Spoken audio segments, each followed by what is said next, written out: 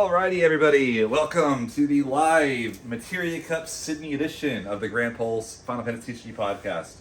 I'm Ghoul02, joined as always by Bloodfist. How you doing, everybody? We are live from Sydney. You can see the beautiful Sydney just outside. And we have our first ever guest. Hey. Say hi, this is Red Lantern Superman, also probably better known as Khalil. Also probably better known as RLS. Yeah. I go by a few monikers. I would say he hasn't been on the... Have you been on the channel at all? I've been on the channel. You've been on the channel, have not been on the podcast yet. Yeah. And we've obviously talked about... I play you all the time, so you show up in other ways as well. We're here, there, we're everywhere. So yeah, live in Sydney. This is the night. We're recording this on Sunday night, so it's technically a full day after we had a day to decompress, play an LQ, do all that. But we can't talk about Final Fantasy TCG without doing the tradition Of opening a pack. And we have a tradition. Khalil, I know you've seen the podcast. You know this works. We have a pack. This was one of the prize packs. It was Journey to Discovery. Unfortunately, there was no Dreamlike Oceans. Distro sold out of it in Australia, actually. So I don't know if that means go for a run on it, but if you want Dreamlike Oceans in Australia, get it now. Shout out to everybody that's actually buying those booster boxes, by the way. That's actually huge. Because I may have asked my locals to put 2 boxes aside for me. No, I mean, it's a great sign for the health of the game, even if people... I don't know how much the game is growing player base-wise, but if the packs are selling in general, even if it's just people buying them to open them, if it's people buying them to be collectors, that is good for the health of the game long-term. It means they're going to continue to support it in Australia. It means that Asmodee will consider it still worth sending the boxes to us and the promos and running the Organized Play program, even beyond just the fact that we're a cool community and the game's awesome and it's the best card game out there, period. We can't talk about that, though. Let's crack this bad boy open and see what we get, shall we? So I am going to do the pack trick on this because it is a real pack. So it's 3 to the front, I believe. Yes. Will give us the rares to the front. Yeah. So we have a Sid Alstein. We have an Arden, the 7-cost EX. We have an Orin. This is the as our rares. We have a Viper. We have a Summoner. We have a Jet. We have a Dancer. We have a Gladiator. We have a Clara. We have a Malboro. Our foil, unfortunately for Khalil, because this is one of Khalil's packs, is a Malboro, and I see immediately what our pick is. Yep. Yeah. This is just one of those packs, right? You look through everything, and it's like, oh, this could be interesting, and then you see the Seymour, and you're just like, yeah, I'm taking the Seymour. So, something really depressing about this. I had to trade for my 3 Seymours. I never opened a single one, and even when I finally got one, you opened it. I don't think this is actually a thing, because I don't think FF actually does short printing. I swear, for like 4 sets in a row, there has been an Ice Hero that I did not pull enough copies of in my 5 boxes. Oh, I've always got a Cursed Legend. This isn't a Legend, this is a Hero. Yeah, I know, but I've always got a But no, Cursed Legend. Legends are different. I've never had issues pulling Heroes before. Halone, I did not pull enough of. I had to source a Halone. Seymour, I only got 2 Seymours. This set, Shuyin, I only pulled 2 Shuyins. I don't think it's like there's randomly one smaller spot on the print sheet or anything that like I don't think it's intentionally shorted or anything. It just is funny. Like 3 sets in a row, it feels like there's been a really interesting Ice Hero that's been short printed. I don't think it actually is the case. I don't think it's not. If they were a short print like a hero, they would have short printed the Legend. And I don't. To my knowledge, they don't do like. There's no reason to short print Seymour. It's a hero. Like you know. So. Why do we? It's a promo as well. Okay, so let's take the Seymour away. Yeah, let's play a fresh game. If Seymour is gone, because you're going to take the Seymour. Yeah. So if I'm having a look at this pack, there's 2 cards that sort of speak to me at the moment. The first one is Jacked, because giant body removal spell, all really really good things. Yeah, small cleave or big thing are always good. Yeah. The other one is Arden because of Arden. exactly the same reasons. Yeah. And it's been well established that Fire and Lightning are the best archetypes in draft, purely because they have the most removal. I do think there is an argument for the Sid Alstein. I would probably put that in 3rd place. Man, it's close. Like the only thing on the Sid Alstein is it's not permanent removal, but 4 is so much less than 7, especially when the 4 is a pseudo like 1-drop because You're spending 4 to deny 3. Yeah, which is a really good. It's really good. It's really efficient. It feels like it's a decent glue card. It's not necessarily a reason to push you into ice, but it's never a card I would be unhappy having. Yeah. I don't remember the Journey of Discovery limited format that well, if this is specifically a Journey of Discovery draft. If ice was really contested, I might take the Sid Alstein just on spec that I want to be in ice later on. Yeah. So, but I also like, again, Jekt is great. I love Warp in Limited. I think it plays so much better than it looks in Limited specifically. This is a card like if you're warping this, they're not going to want to play it forward in 2 turns because you kind of put them in an awkward spot. And then Arden is good. It does kill a thing, but in Limited to me, that EX burst, like the like when you kill a thing for the top part of its lightning, a lot of times in Limited you're in like 3 colors. It's not uncommon. There is, if you find a Grahatia, you might want to be a slop deck. Yeah. And Arden is not great in a slop deck. True. So like I think probably the cleanest is Jekt, or I think Sid Alstein is also in consideration. For me. The only reason why I would consider with the Arden is because the kill is unconditional. It doesn't require, like, it doesn't care how big the forward is. It just gets rid of it. It is a 7-cost Odin. Like at the end of the day, which is not bad. I just want my removal spells to be at 5 and limited, and not 7. Also fair. I just rate EX bursts like me. It's a really unreliable burst in limited because you can't be mono lightning in limited, so it's gonna only hit half the time at best. And I don't want a 50-50 card draw on my burst. I want removal spell or draw on burst. And especially in limited, I don't care about burst at all. I mean, really, we're just not arguing over it. It's going to be Jekt if it wasn't for that Seymour over there. Seymour is so much better than every other card in this pack, Yeah. and probably in limited, I think it's by far the strongest card you could even open. Yeah, it's just so ridiculous. Like we're going to be talking about how stupid the card is in Constructed, but it's just stupid and limited. It's arguably better in limited than it is in Constructed, which is very funny to say. Because there's no removal for it. It's just Congrats on your foil Malboro. We definitely have enough Seymours to go around in Australia, for better or worse. But why don't we talk about how we got those Seymours, which is Materia Cup weekend. So, we kind of started Friday morning, didn't we? Basically, I picked these guys up at the airport. So it was a 6 a.m. flight, which meant that we were at the airport at 4, and we were stupid and almost missed our flight because we were playing games at the airport. You just couldn't let me. You just couldn't let me win. You needed to beat game 3, didn't you? Yeah, no, we played 2 games. We were 1-1. It's like we still got, we got 45 minutes till our flight. What could, I'm playing a relatively quick deck. This will go fast enough. What could possibly go wrong? And then we're like walking to the gate. We hear over the thing, Khalil, please make your way to the gate because Khalil checked the bag and they can't put your bag on the plane if you're not on it. So it would have caused an issue. So we get there and it's like, they're like, oh, yeah, okay, go. We walk in, the plane's already fully boarded and we take off. Like, whew, that was close. It was pretty funny. So we get here on Friday, Rob picks us up, and then we immediately start playing as many games as we can. And this is, I think I had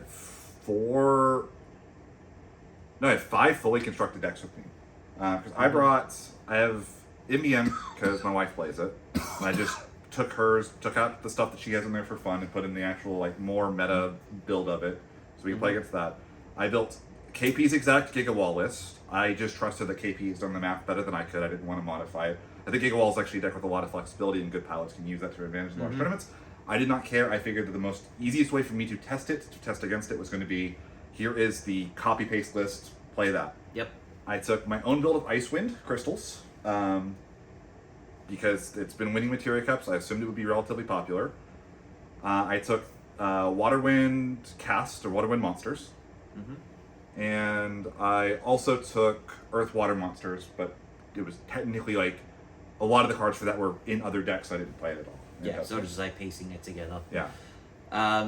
So I had the Earth Water Monsters completely built. I also had the Army of Cain deck pretty much completely built, and I built a Mono Fire deck because, generic Mono Fire, good cards, and Khalil over here I needed the help.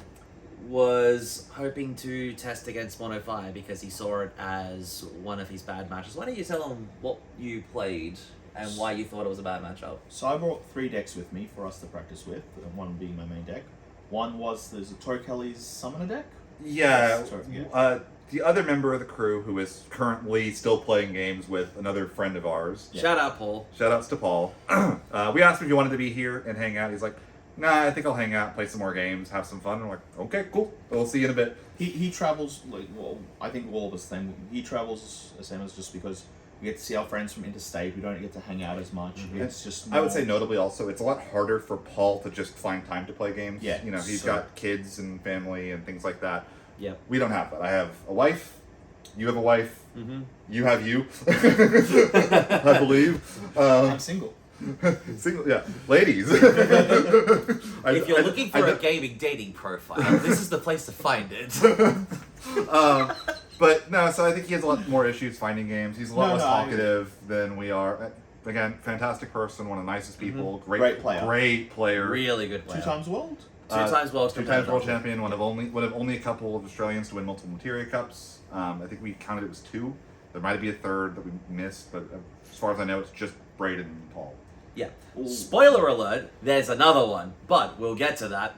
Yeah. So But, I like- thought, oh, sorry, go on. But yeah, so we thought that, like, Paul has had a bit of an issue finding the deck that he wants to play. He's done pretty well on the Earth, Water, Monster list. Basically, he's like, hey, Ghoul, can I borrow your deck? Because this tends to work out well for Paul, as it did in Gold Coast, where he just borrowed my Chaos Arc build, watched me play it for a whole day before the thing in our hotel room setup of one person on top of a bunk bed and one person playing under the bunk bed. We were literally Shahrazarding it.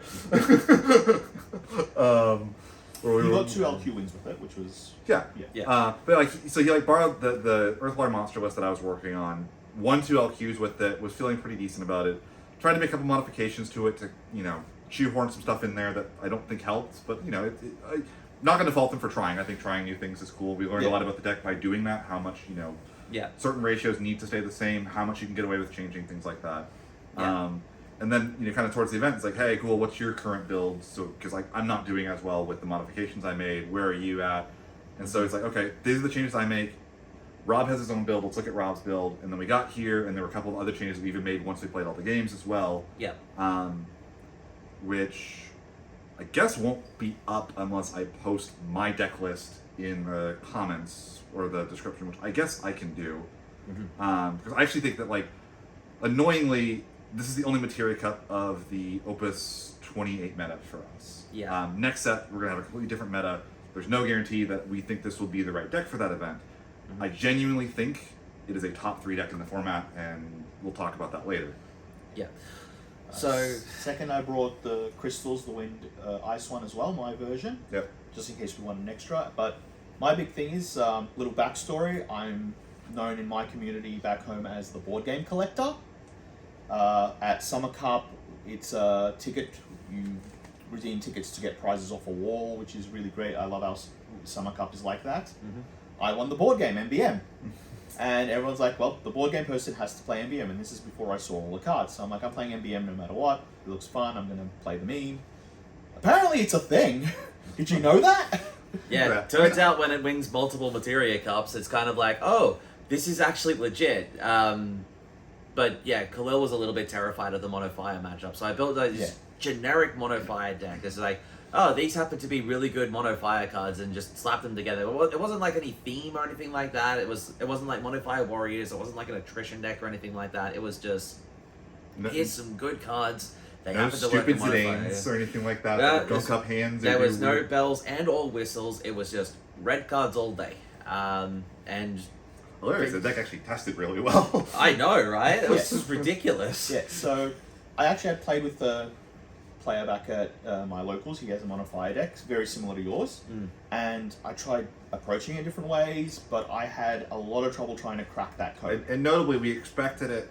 Again, one thing about Australia, events are a bit smaller here. The Materia Cup was 24 players, which, you know, it's not. I think it's relatively small even for an Australian Materia Cup. Which Yeah, it's there's probably other circumstances on that, which I think are generally positives for the game at whole. I don't think the tournament was less competitive because of the number of players. I think basically just the best players self-selected to go because of that. Yeah. But we know who was in attendance. We know what their likely decks are. We expected there to be 3 or 4 Mono Fire players in there. And when you know that that's the case, and you know the deck is good, and you don't know how to beat it, you need to play test against it. Yes. So yeah, that was what we did that. Yeah. So basically, just threw the monofire at MBM, or correction, through MBM at monofire. I don't know how many games of that. Like, I think I played about 3 or 4 of that match. I mean, for reference, on Friday night, I probably played between 25 and 35 games of Final Fantasy, and I probably coached an additional 5 to 10. Yeah. Sitting behind saying, okay, well, what if we did this instead? What if we did this? I don't agree with that play. What if we did this instead? And just, basically like two-headed gianting a couple games with players and trying to help figure out matchups. We brain trusted. Yeah. Because I talked about it last week. I don't get tired playing card games. I literally played from 4 a.m. all the way through to... Probably around about 9. And then we got back and we were still talking card games and building Yeah. decks and making changes. We literally played on the bed. Yeah. Like, we got to the hotel room here from Rob's place. Once we checked in, there's a bed in the middle. We pulled up a chair on one side, the other person sat on the other bed because they're kind of close enough to do that. And that was where we did, I think we played 9 games of Modifier versus MBM to help Khalil figure it out. Yeah. Yeah, literally last night, a group of us went out for some drinks. We stayed up pretty late, came back. Paul was like, do you want to have a game? And we set up the bed again. So for reference, you knew you were playing MBM basically Yes. from, well, I would say almost from the first LQ win you had. You was going to be... I won 2 LQs in one weekend, like Saturday and Sunday in a row, which I'm phenomenal, Yeah. for me. No, it's good. You've been killing it. Yeah, I decided to try something else because I wanted to test the crystal deck. I really wanted to try. I like the way it looks. Kind of looking forward, I would say, even a little bit to 2-deck. Again, it's going to be a different format when 2-deck actually matters. Yeah, it's one of those things where it's something I was thinking about. it's okay to keep that in the back of your head. It's like, I don't want to be a one-trick because I can't be a one-trick forever. I need to find a second deck at some point, and I might as well, how to play one deck, and also playing a second deck, if that's what it's expected to be the second best deck, according to winning Materia Cups, might as well learn to play it because it's a really easy way to learn how to play against it. Yeah. Exactly. So you've played that a fair bit. You were not locked on decks until probably, I would say, that Friday. So, I kind of had 2 decks that I was in mind of looking at. The first one was the Earthwater Monsters, which I've been playing pretty much the whole season. You can look back at one of the episodes for the winning list that I took to local qualifier. Pretty much like 95% of the same cards. There wasn't really a great deal much to change from my perspective because, if it ain't broke, don't fix it, right? There was basically just a couple of cards where it was like, this is a 49th card and this is a 50th card. And we were just like, okay, so let's see if we can find better 49th and 50th cards. Did we keep the emotional support Thornton in, as we called it? Yes. Well, that was card number 48. So... Yeah, it's one of those things, it's like, a lot of these decisions are minor decisions. We call it the emotional support Thornton because it's like, if it goes to the burst, it's really good. Hell yeah. It probably is like, there are a lot of games where you would play a Thornton and it'll set shit for the rest of the game and probably be fine. Yeah. But it also is kind of expensive. Like if it's your first backup, it feels really bad. Oh, yes. It's like, how often does the burst happen versus when it's the only backup in your starting hand after a mulligan? Like that type of stuff. It exists, it matters, but ultimately over the course of what we expected to be a 6-round tournament with the top 8, maybe it would affect one game over the course of the whole tournament. These are really small micro decisions that they exist, they matter, they might not matter for a full tournament on a weekend. It's this is the thing that matters over 100 games, not necessarily the 20 games that you're going to play. If you went from beginning, it's not even 20 games. It's 6 rounds of Swiss plus every game of Top Cut went to 3 games. You're playing maybe 15 games, I guess. Yeah, what that is. thereabouts. Yeah, but it was just sort of working out what the sort of final pieces were for that deck. The other deck that I was thinking about was a Water Lightning Army of Cain deck. So this is a deck that I Not sponsored, by the way. Not sponsored by Five Guys. Yeah, not sponsored. Five Guys, if you're interested. Nah, just joking. All right. We're not exactly in a position to turn down money. I do apologize a little bit for the audio quality. I don't have lapel mics or handheld mics. This is being recorded on an iPhone, sitting on a selfie stand that happens to have a tripod that I use when I record box openings and apparently live podcasts now. Yep. Now we're doing live podcasts with it. So But yes, the other deck that I was thinking about was the Army of Cain sort of deck. Sort of relatively dense. Well, not particularly dense in like threat quantity, but more threat quality. So like the Cain, the idea is that you stick the Cain and it's impossible to get rid of. Like you're like, oh, somebody's targeting it with removal. Oh, okay, jump. And then it comes back at the end of the turn. You can't interrupt it, and it takes something out, and then you can just keep on going with that. I end up taking it to an LQ just before this weekend, and I ended up going 4-0 in the Swiss, and ended up coming runner-up. So I was actually really quite high on the deck itself. A burst count of 30 is ridiculous. Yeah, huge burst, which is really nice because like one of the things that the deck there's a couple of weaknesses, and one of them that it does not like is haste. Yeah. Cain is maybe the most efficient removal spell in the history of the game. Yeah. If you think about it, it's sticky. You can't get rid of it. And every time that you try to get rid of it and they jump, it comes back at the end phase. It kills something when they can't interact. Right? Obviously. Mm-hmm. Now, one issue with Cain, first strike, great blocker. If they can threaten the Cain and then do damage in the same turn, which again is kind of hard for decks that don't have haste to do. Yeah. You're kind of in a really bad spot, and you can punch through. But like if you have 30 bursts, that can help mitigate that to some degree. Because now it doesn't feel good to swing into the Cain anymore. Yeah, absolutely. So the whole idea was, like you keep sort of that really high quality threat, but you're also sort of secured defensively in that you've got a really high burst count. People don't want to swing into you because they'll risk giving you more value and all that sort of stuff. However, as Ghoul mentioned, the deck does not like haste, and the deck that has the best haste at the moment happens to be MBM. Hi, Balthia. I would say there's like two matchups to be scared of with it. I think Ice Wind also is tough because it's a deck that can kind of outstack it, especially if you're not on damage 3 yet, where the Cain has the 9k. Mm-hmm. Now Yuffie, 2 crystals threatens it, but also just like, there are times you just play Kadaj, and it's like, I have 5 crystals, you have 5 cards in hand, I dare you to jump 5 times. Yeah, it can be a little bit silly, that particular matchup, but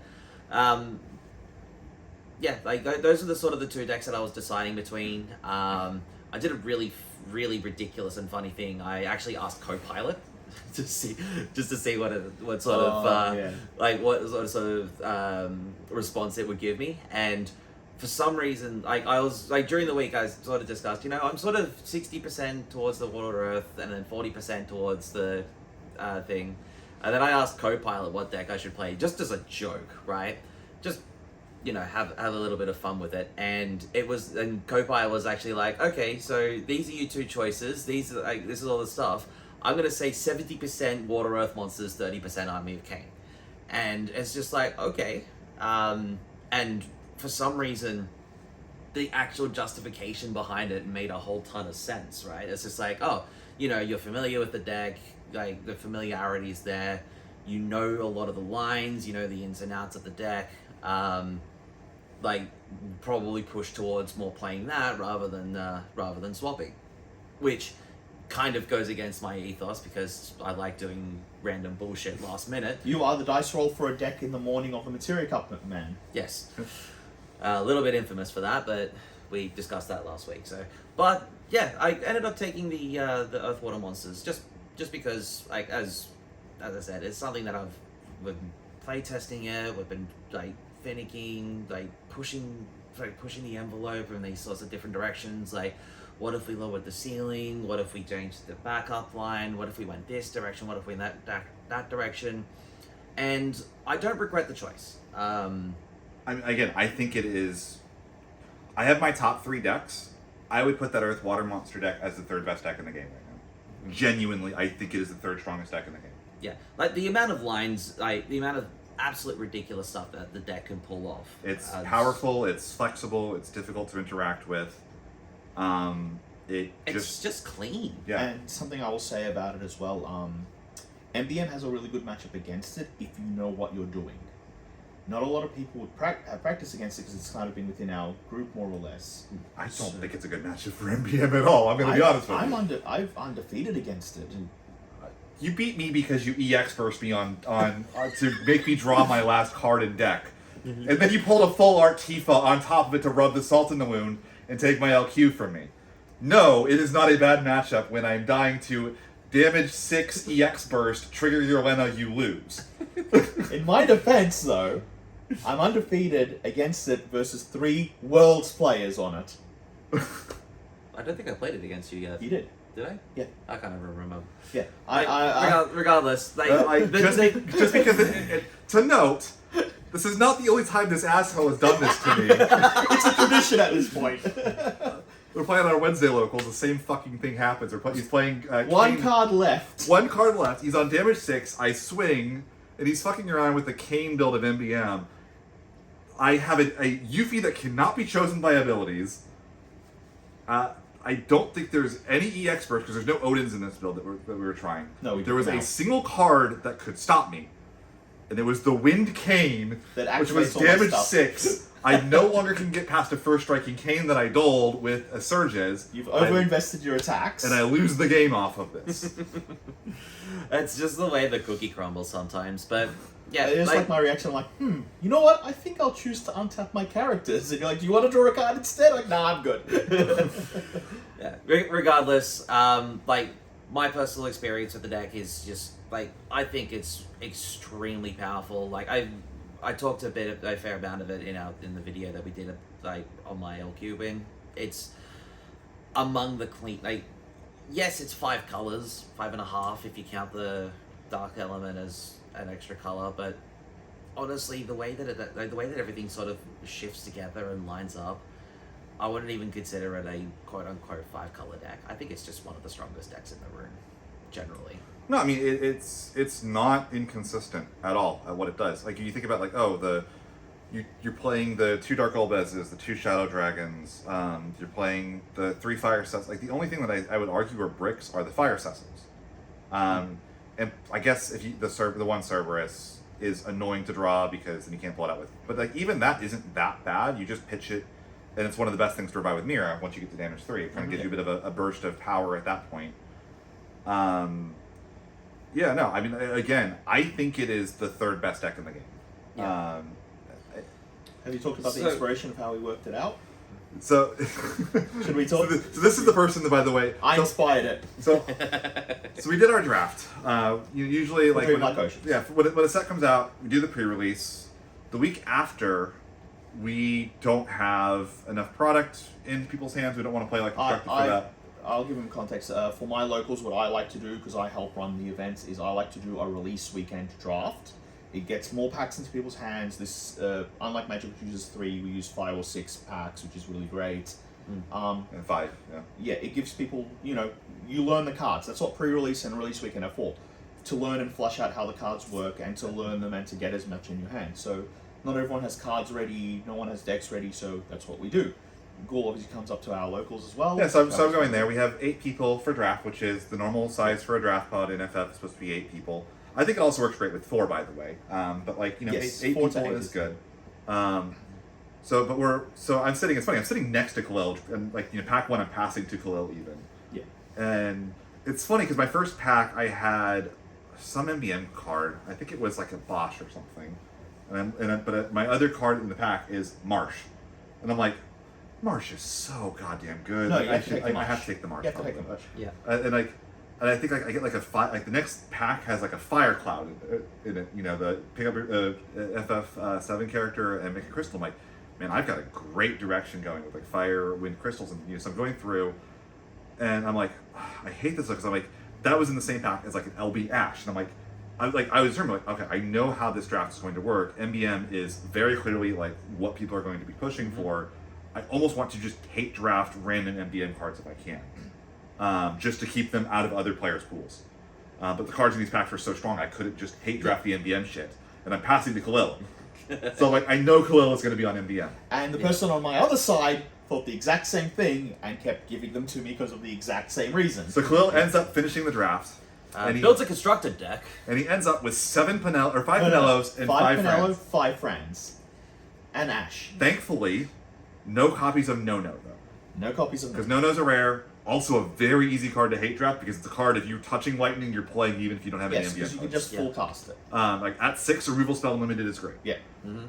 Naturally, the person with the 5 friends and 5 Penellos makes it to the finals of the draft. Yep, versus you. Versus me. And what we discover is that Fire Cecil hoses the shit out of Pinello. Yeah, so Please make me sacrifice a forward. Oh, guess you're losing a forward too. Congratulations, you yeah. played yourself. Ghoul plays a forward and fire Cecil and passes. And I'm looking at my hand and I'm like, huh. And he's like, what's wrong? I'm like, I think I lose. And he's like, what do you mean? I'm like, Pinello doesn't do shit against you. And Ghoul thinks, like, oh, we may have just discovered something. Yeah. So we start taking the concept from that. We laugh at that. And we did the most dangerous thing you can do, which is we said, this card is a house unlimited. Is there a constructed home for it?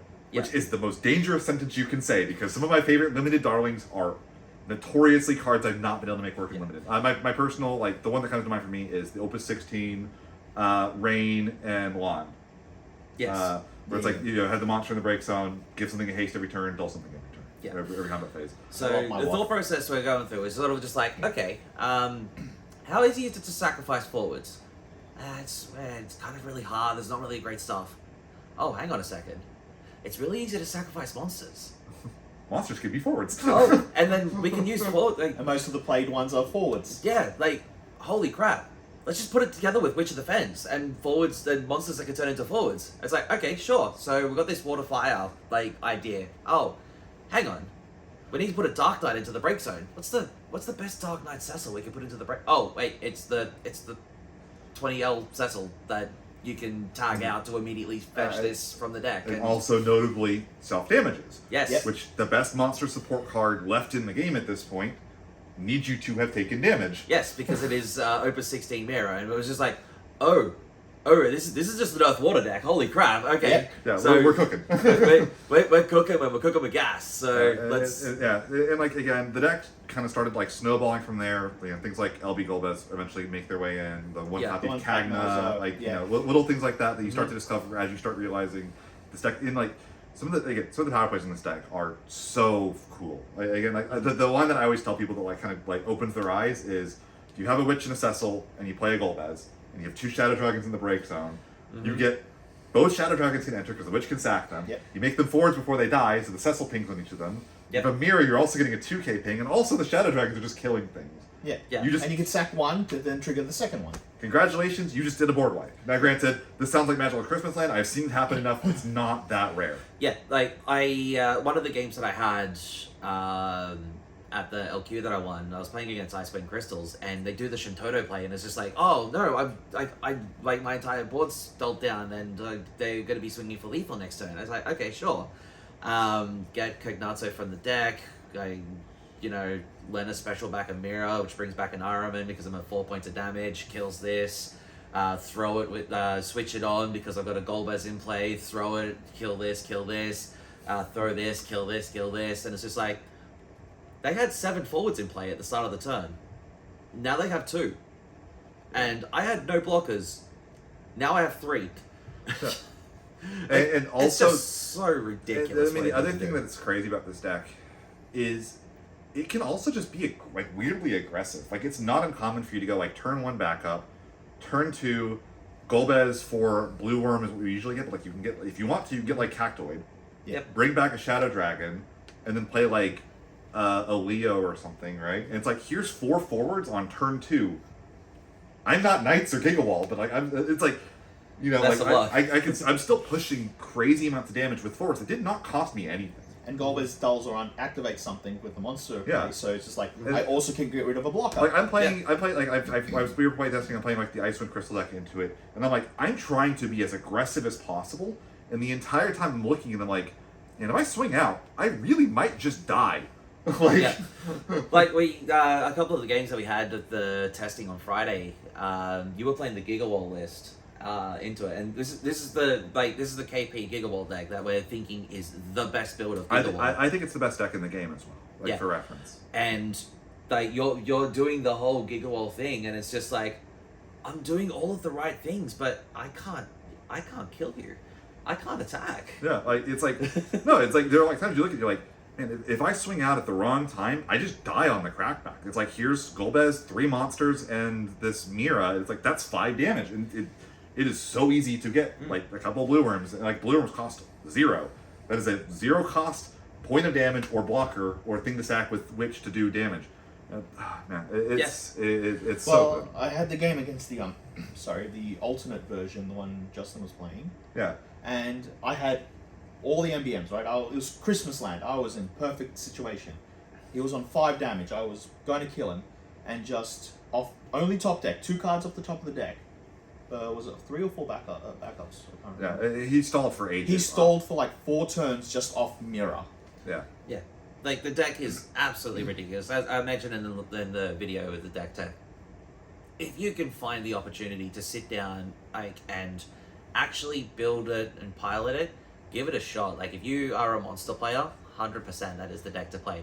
However, the other deck to play if you're a monster player is the one that you ended up taking. Yeah, so I will say, like, I went into the event, I would say I was between 60 and 75% on Wind Water Monsters. I was pretty confident I had a good matchup into most decks, a little bit scared of Knights, a little bit scared of Gigawall, but it had this combination of, like, what I'm looking for agency and the ability to demonstrate the fact that I think I'm a skilled player. Mm-hmm. And be able to leverage that over my opponents, I think is what gives me the best chance to win most of the time. Yeah.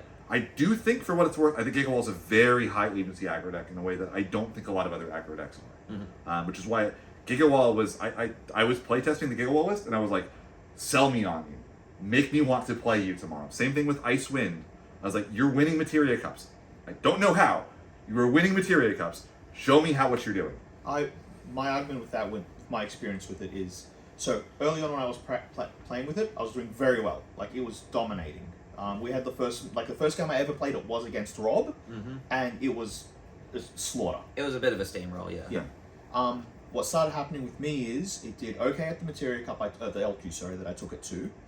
But when I took it to locals, I was getting destroyed. And my view of it is, I think Australia's meta is really bad for it. There's some rough stuff in there. I think my issue with it, and I've played all of these. I probably played 10 games of Icewind, 10 plus games of Gigawall, and I only played a couple games of the Wind Water stuff. I didn't need to see it in action as much. I knew there would be one other player likely on it. I made sure to give them some games against it if they wanted it, so that the rest of the team could practice on it if they needed to. But I was like, the more pressing stuff for them probably is Icewind, which we thought there would be more of, and Gigawall, which again I think presciently was a deck to make sure that we had a game plan against at least, at minimum. Yeah. But yeah, so I brought all these, and I'm like, hey, I'm playing these decks, giving the other players, giving the rest of the team as many reps against them as they want. And I'm like, sell me on, make me want to play you over the Water Wind deck that I think is the second best deck in the game right now behind Gigawall. But like, the Water Wind deck fits my playstyle. It's very high agency, it's very high skill, very difficult to play. I would say probably the hardest deck in the game to play right now. I think the second hardest might actually be the Wind Water Monster deck. Thankfully, I don't think the Wind Water Monster deck needs you to be as good at a base level to play. Again, build it, play it. It is hard. I do think it is doable for most players to pick up and kind of mess with. I don't think that's the case for the Wind Water Monster deck at all. Yeah, the Earth Water Monsters. You mean the water? Yeah. I'm sorry, the Wind Water. The Water Earth. I think you could pick up and play a little bit and kind of like get a feel for it. I don't think if you don't know what you're doing on the Wind Water deck, you're just going to get your ass kicked. Yeah. Like the Earth Water Monster deck, yes, it is admittedly a high skill ceiling deck, but it can sort of also just play itself. So the nice thing as well is the Earth Water Monster deck operates on an axis that a lot of decks do not have a game plan against. Mm-hmm. Just because monsters are this weird card type that does damage like a forward, but can't be killed like most forwards can. Yeah. And that's sort of my advantage when it comes to like gameplay and stuff like that. I like attacking from a different axis. I like doing something different and interesting. That's why I really gravitated towards Chaos while it was around, because it's basically a dredge deck and I'm attacking from my break zone, not from my hand. That's why I ended up playing the Darkness Manifest deck as well, because it's something it's doing the 4-color slop thing that is like famous for Refia, but it's doing it in a different way with different cards and attacking from a different axis. Yeah. I will say, so for me, there were a couple of things that came down to. Content Creator Brain said, don't play the Wind Water cast deck. It's kind of, I basically played 48 of Eureka's main deck cards. I made only a couple of small swaps here and there. Mm-hmm. I made 49 of Eureka's 50, and then in the LB I made a swap. Like, very, very stock standard. The deck is so good. I got to Worlds by copying Air as well. Didn't like Air's build quite as much, but like, I trust Air's judgment because I think Air and I are relatively similar players in a lot of ways. But, again, I qualified for Worlds on Mono Water plus Refia. He won Worlds on Mono Water Refia. Yeah. Like, There's something to be spoken to about that There's from about- both players' perspectives. yeah, about like Yeah. so like clearly I want to look at those players. I look to Air for inspiration all the time. Same way I look to Tori Kelly, look to Alex Hancock's, a lot of other good players. Again, I'm a student of the game. I want to know what other people are doing at any given time. Yeah, and Alex, when he was explaining the MBM, helped me a lot to understand it. Gave me some tips, like he gave me ideas, and I'm not running the same one. Like I think it's only one card difference. Or Yeah, a two couple, cards, couple cards yeah. changes here and there. Yeah. But so, anyways, I'm going through. I'm playing my games. I still think like Gigawall's cracked, and Gigawall's really fun to play. I will say, like, it's really high skill, which I enjoy. A lot of agency on the player that's doing it still, because you're the aggressor in every matchup. Pretty much, you're the aggressor. Your game plan is the one that matters the most, which is in a way that I almost don't think is even true of even Knights. Like, it feels like your game plan kind of supersedes everything else, and which there's a lot to be said for that. Was worried a little bit about the combination of the fact the deck can just break. You have only so many water cards to get your Sarah or your Arya into play. You only have so many ways to recover if your board gets wiped. If you get like a modded on your first play, which I expect there'd be a lot of mono fire in the room. All of this is kind of reasons like, okay, I think it's a really good choice. I don't think it's the right deck for me. The Earth Water Monster list, I've had a lot of practice with. I think my build is really, really good. A couple things I didn't want. I did not want to play the mirror against you and Paul. Which is... It's kind of amusing to think about it from Yeah. that perspective, isn't it? Because it's just like we've all had like these like XYZ amount of games. I think you're probably the only exception to that when it comes to the amount of games and the amount of reps that we've had with the deck. Well, my thought process on Friday was I found my home early. That's the thing I keep saying. Which is I great. found my home early. Everyone else, because the bans hit all of us. Bans hit all four of us, Paul included. I found my home early. I got 3 LQ wins off it. Yeah. In each with a different version of the deck, but still it's a growing, evolving thing. My process is who wants to practice against me if you need to practice against me, but you guys were still deciding on decks, you guys were still not sure. All I wanted is help working out fire, which we took aside sometimes. And you guys needed to decide on decks. But yeah, like the main thing with like the mirror match as well is that like I'm speaking from a perspective of the amount of reps that I've had on the deck, the amount of reps that Paul's had on the deck. You've been sort of trying to like at various different local qualifiers, trying out different decks. The format's so open to me that like I want to try to see what else is all out there before I lock in on something. Like that's always how I operate. Last year I made it a goal. We had 7 LQs in Victoria. And you want to do a different I deck played a every different one? deck at every single one of them. I think that's really fun. It's really enjoyable for me. Makes for great content for y'all, which is really fun. But it does also mean that probably I have less experience with the Earth Water deck than Rob and Paul do. I don't think I'm favored to win that mirror. So I want to break up that symmetry and put myself in a position where I feel like the agency is going to be back in my hands, even when I play people that I want to win. I'm rooting for you when I'm not playing you. But if I'm playing you, I need to be able to beat you. Do I think I'm going to beat you more consistently on that or on Wind Water? Exactly. Yeah.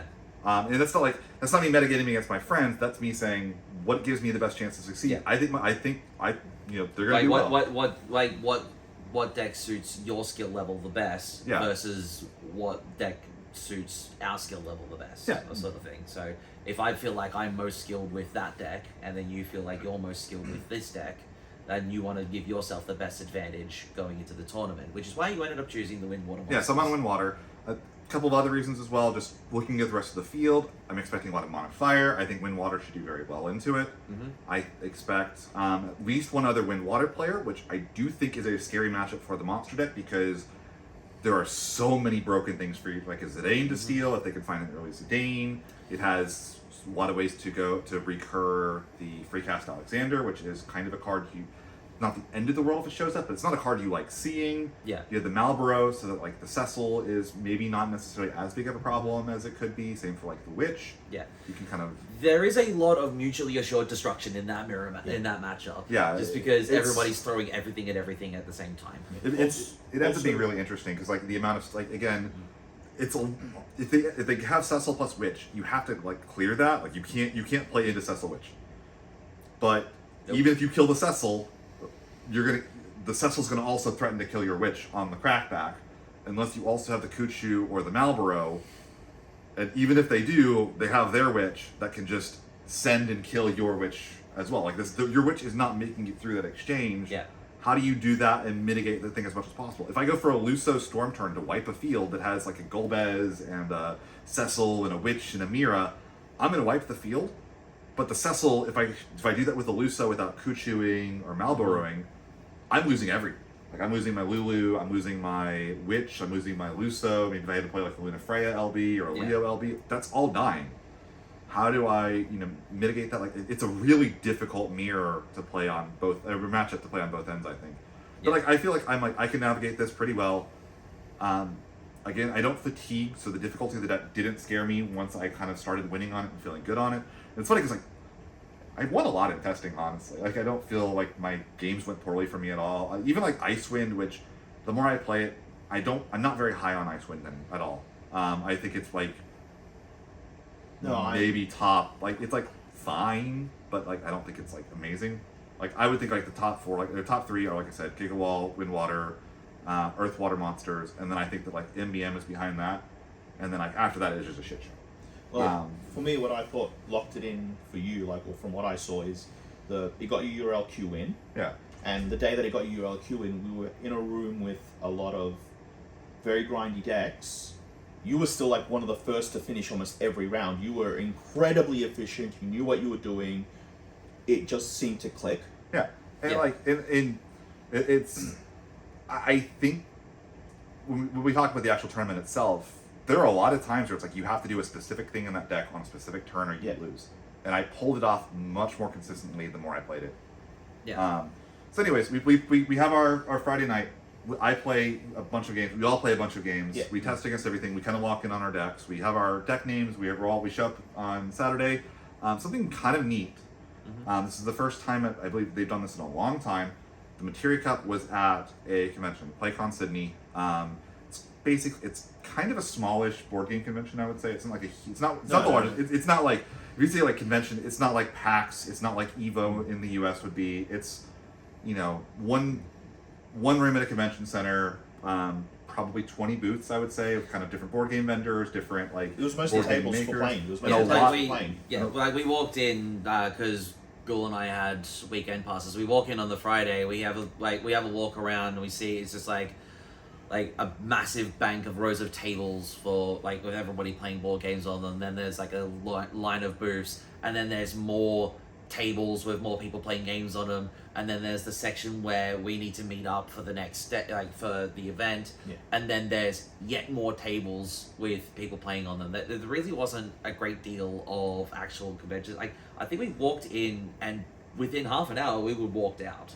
And that, again, I don't think there's anything wrong with the convention itself. Like, for what it was, I think that, like, if we were there for what the convention was, I think it would have been great. We just, that wasn't what we were there for. We were there to play trading card games, and especially because Khalil and Paul just had day passes. It's like, okay, cool. Rob and I can go in, we'll scope it out, see what it's like on the Friday, maybe, spend some time if we want to play some demos or whatever else. It's like, honestly, I was having so much fun just grinding games and hanging out with, Khalil and Paul, and, we like to chat a bunch. And well, so Rob was a given. You went in the convention with But to be fair, like if we did have all weekend passes, probably we would have just gone into the convention hall and just played. Like there was so much table space. We just sat down there. Yeah. Like again, it's not a knock on the convention itself, right? Like, it's just more like it was more that there wasn't really a great deal for us to see, if that makes sense. Like I got 2 board games, as I said, board game guy. Yeah, and it was 80% table space and then 20% booths. Like if we could probably walk around all of the booths within 10 minutes and see everything. So they went in. Paul and I grabbed our entries for the next day, so we don't have to wait in line. We thought be efficient. try and get to the MC on time. And it was on the way anyway. Like Yeah, we yeah, literally literally walked walked past past the it. hotel. So they went in, we continued on to the hotel. We still hadn't checked in by the time they had gone through the whole thing, come back and met up with us. Yeah. So like that. Again, that's not a knock on the actual convention itself. No, Like, so the small area and of focused space is good. Yeah. Small and focused. And to be fair, and like there were great things about the convention as well. The one of the purposes of it being at a convention, beyond just, this makes a bit of sense. Like the convention, the distributor has a booth here. There should be plenty of space for this. It'll be good for that. Was also just, let's try to reinvigorate the game a little bit in Australia. Try to get the word out a little bit, do good things, and from what I've heard, this is talking directly with Colin, who works for the distributor of FFTCG in Australia. It was a great success on that front. They did multiple demos of the game over the weekend with the little demo decks, which I think down there was a couple of them. Yeah. But which by the way are fantastic products. I hope that those are easier access. I'm actually glad I have a pair of them. I might just keep them sealed. Yeah, I'm gonna hang on to my set as well. It's like if anybody wants to learn the game, I can just be like, hey, here's this deck, here's this deck. Like they are unbelievably clean. Like I reckon you could probably with maybe a 10 card change, take them to a constructed tournament and win with it. Not quite 10 cards, but No, there are real cards in it. Cloud LB, Montleonis, Titan Lord of Crags. Like these are, it's weird seeing. These are legitimate cards. Yeah. But also it's like Opus 1 Tifo as here's what haste is. Yeah. Here's the Opus 1 Tifo with a special. Here's how a special works. Here are some really basic summons and backups to get you started learning how those work. Here's it had a lack of monsters, I found. Yeah, but in general, it's all the cards that have keywords also are old enough where they still put the reminder text on what the keyword meant. Mm-hmm. Little things like that are really, really good for new players. Honestly, I think it's a fantastic way to learn the game. It's interesting enough to, I found a lot of demo decks for I played Lorcana demos at PAX to get the promos to give to friends and stuff like that. Play Lorcana, and it's man, these demo decks just have no sauce. It's here's a 3-mana vanilla. Here, it's I think there's enough going on in this. There's enough powerful and interesting cards that I think it should still be interesting and engaging to play, and the decks look pretty balanced. Yeah, both decks have an onboard strategy, right? Yeah, it's a modifier and an Earth Lightning, but and they haven't made the mistake they made with the first Learn to Play decks. Yeah, by making them too small. No, that wasn't the issue. So, fun fact. That's what I found at least. No, this is something else, and this upset me greatly. So they made. So it's kind of stupid. In the first 3 opuses, they had a different border on the on some of the cards. Mm-hmm. When they made the first intro deck, Learn to Play decks, they had old cards with the new borders, which made those packs were worth about $50 to $100 back in the day, and a lot of people were grabbing them and just selling them on eBay. Yeah. I had a whole box. Yeah. I had about $2,000 sitting on my lap.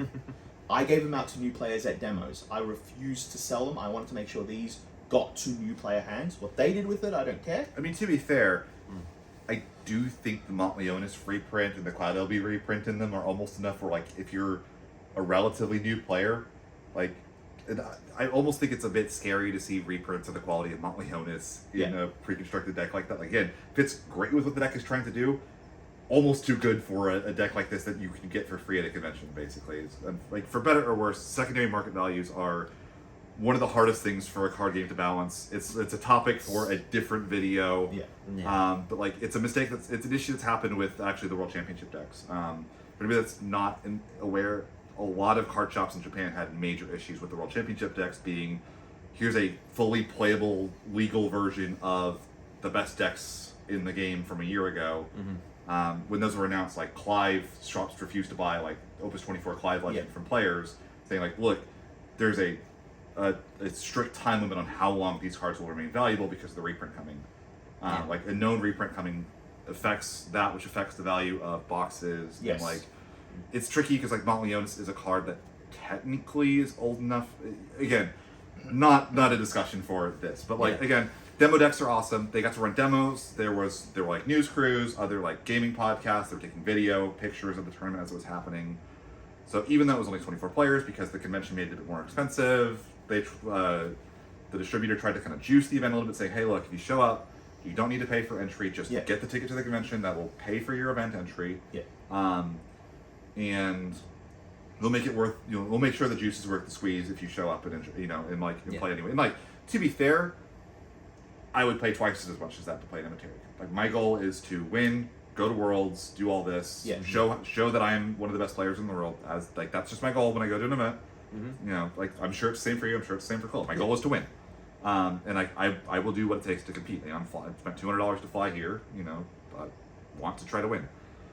So we show up. We start the tournament. Shout outs to Colin again. The software initially spat out 5 rounds. We discussed it a little bit. Even it was like, look, with the way that the Oceania thing works, our LQs don't qualify you for Continentals because our Continentals are open invite. You can just show up and play. So what we did instead to make our LQs worth it is you get 1 round bye in a Materia Cup. Powerful, not enough to necessarily be like the end all be all if you don't have a bye, don't show up, which is kind of what ended up happening, I would say, like 2 years ago with like the 3 round bye from with the 6 events. Yeah, it's 6 3-round buys. Yeah, like that was just so absurd. Anyway, so we play 6-round Swiss.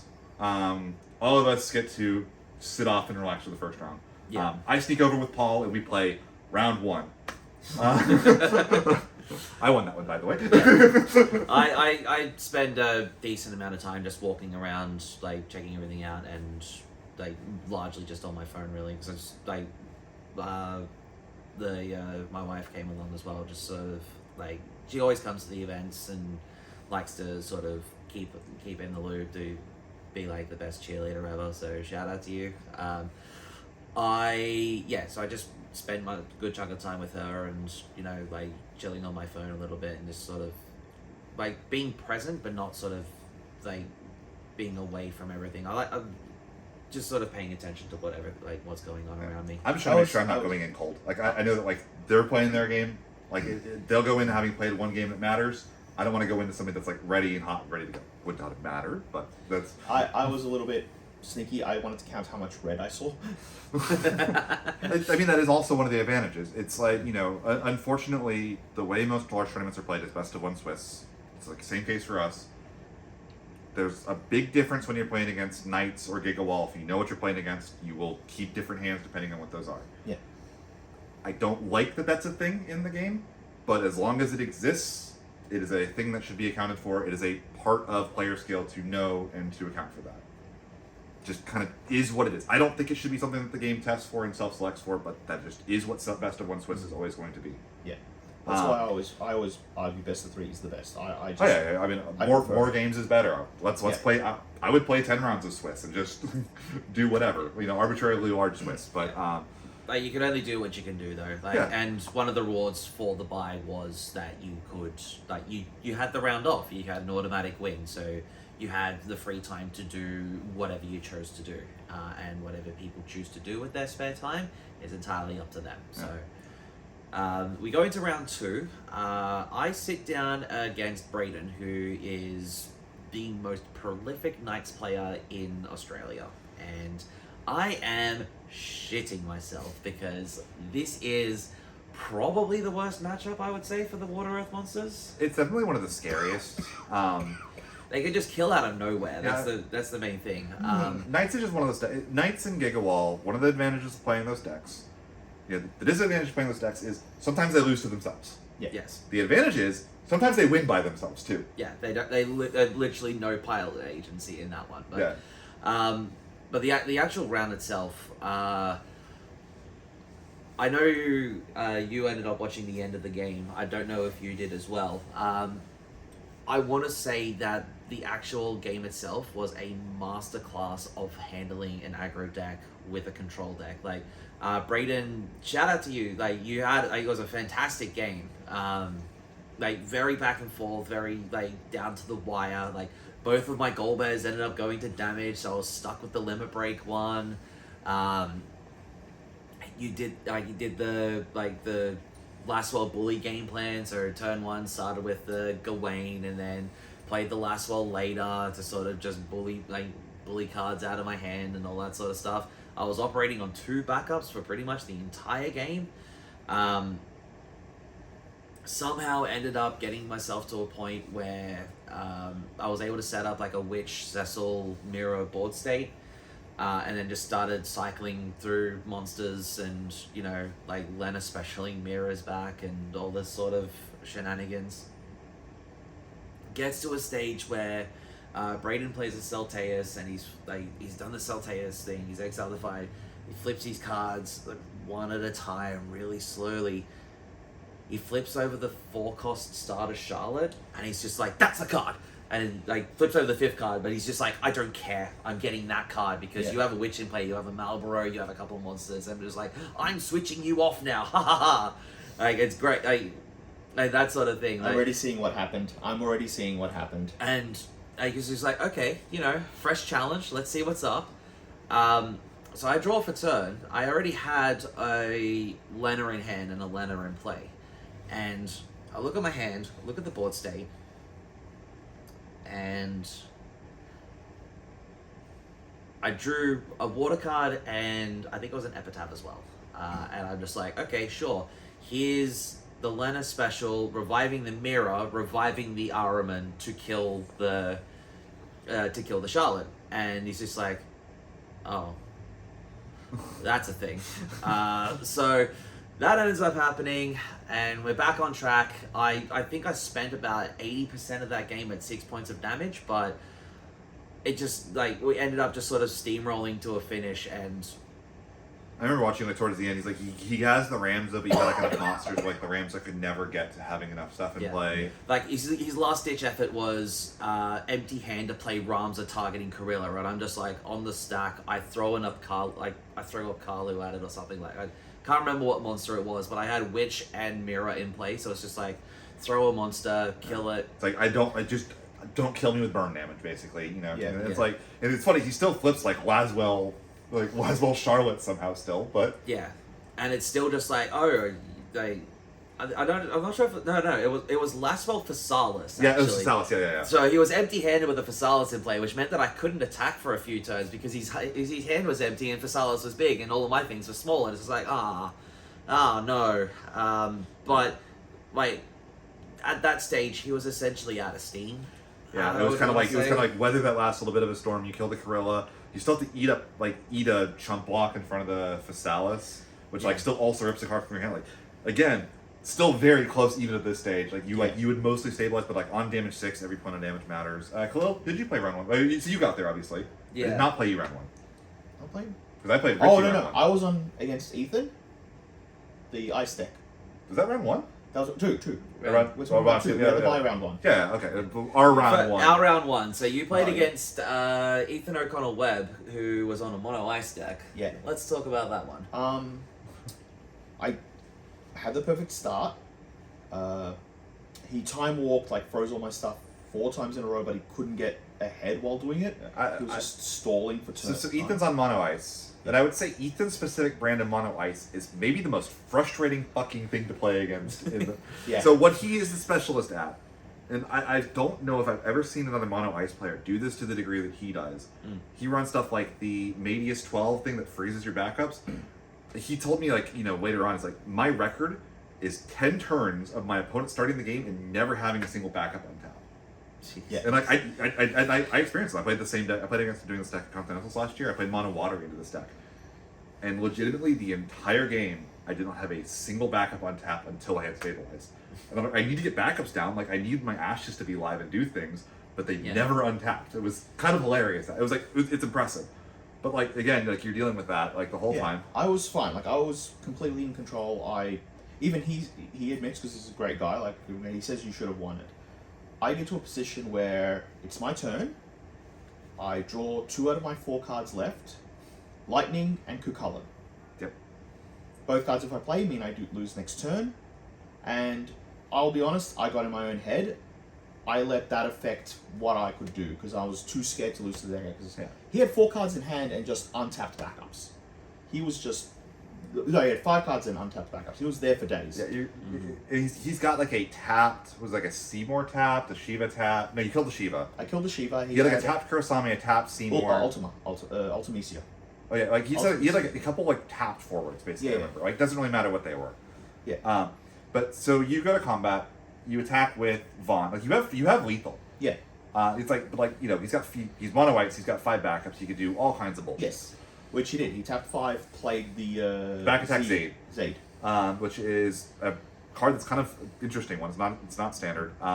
It's actually kind of hilarious of a card, actually. So Yeah. basically, it says if it takes damage, your opponent sacrifices a dull character, so it starts hitting backups too. It's kind of And it has really the funny. Galeth thing where it's like you can remove 3 cards from your break zone, ice cards specifically in this case, make it Yeah. 3k bigger. Yeah. And Khalil's there, and he's looking, and he goes, "I don't think I have a way through this." Basically, is what I can see it in your face. Yeah. And he's like attacking with the Vaughn. The Vaughn's attacking.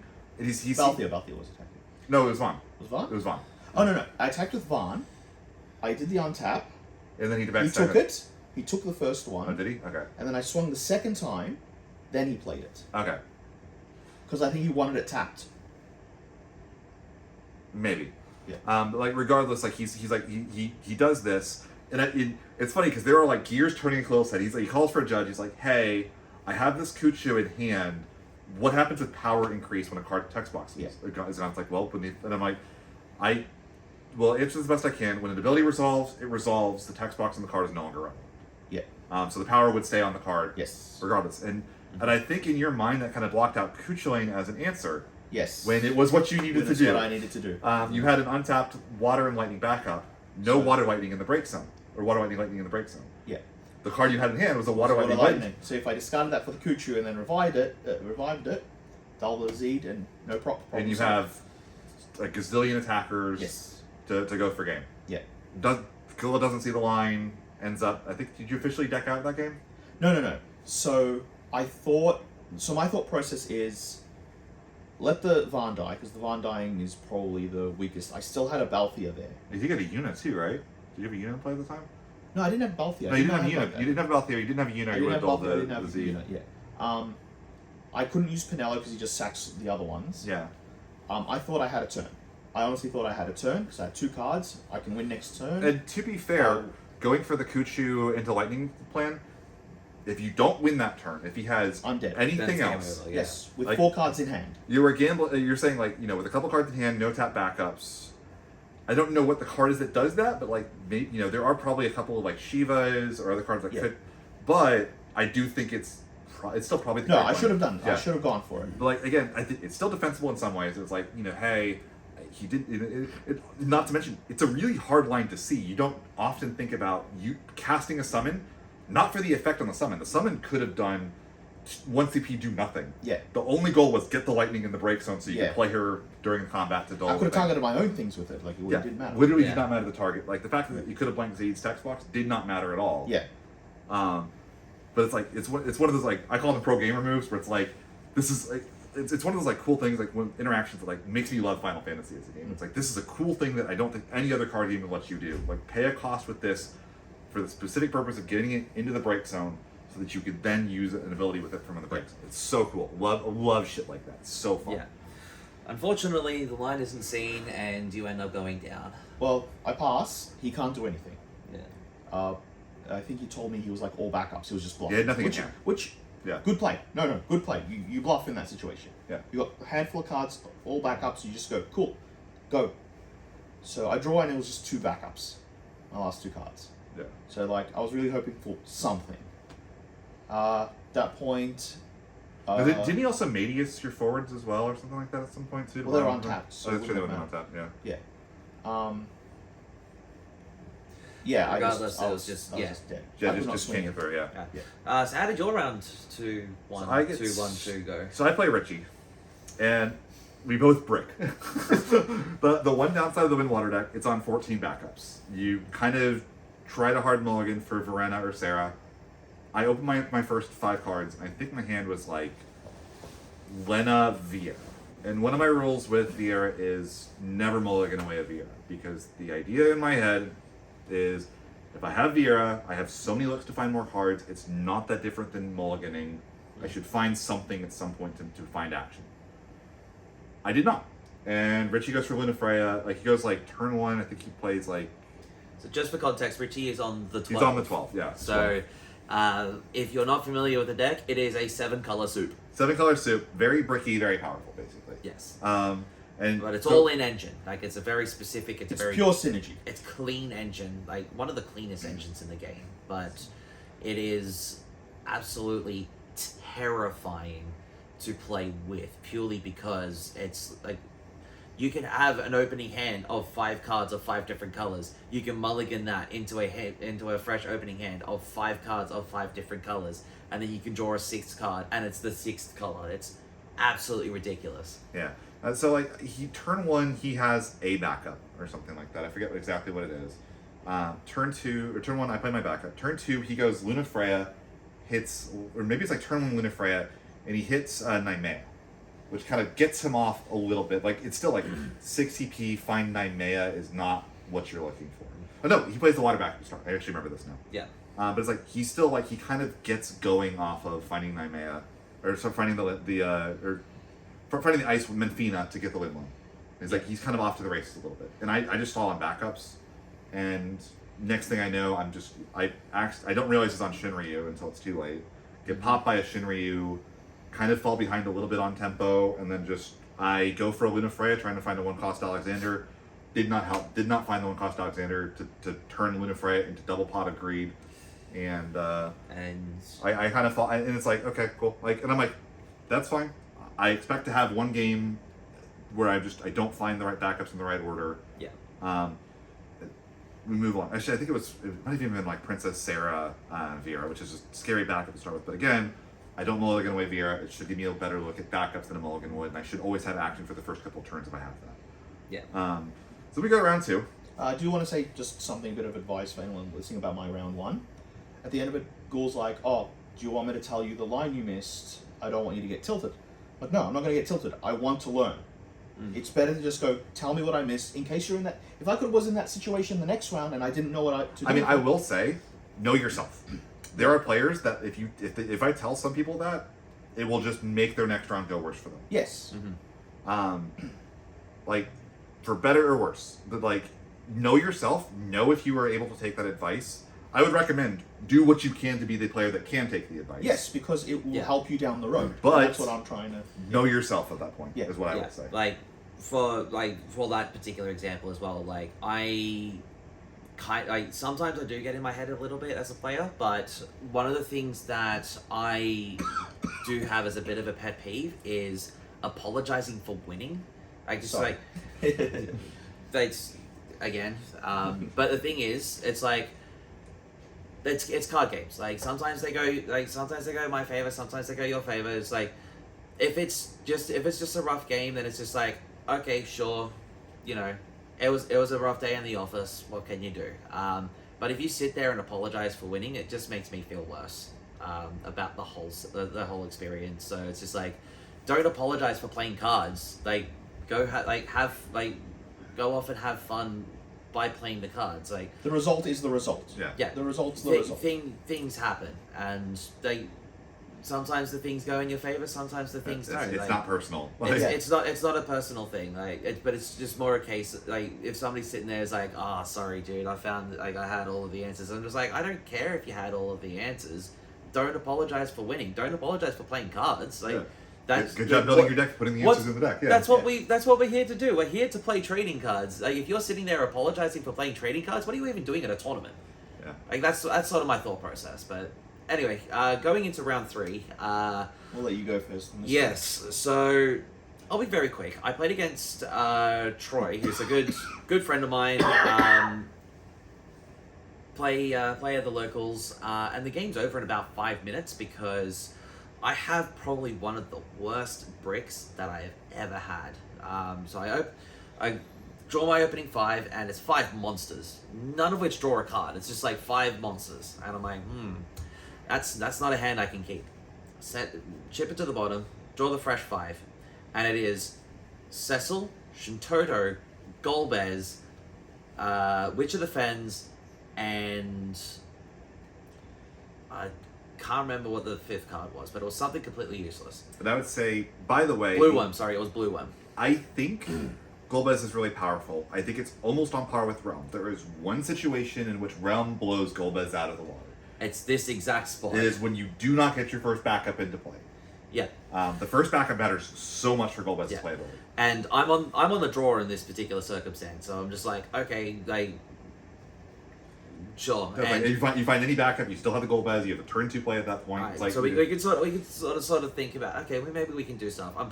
And then Troy goes, Naji search for Tybus, and I'm like, it's going to be one of those games. Now normally this is actually quite a favored matchup, I would say, for Water Earth. Not when you've got this sort of hand. So I've got the 5 cards in hand, so it's the Blue Worm, the Witch, the Cecil, the Shintoto, and the Golbez.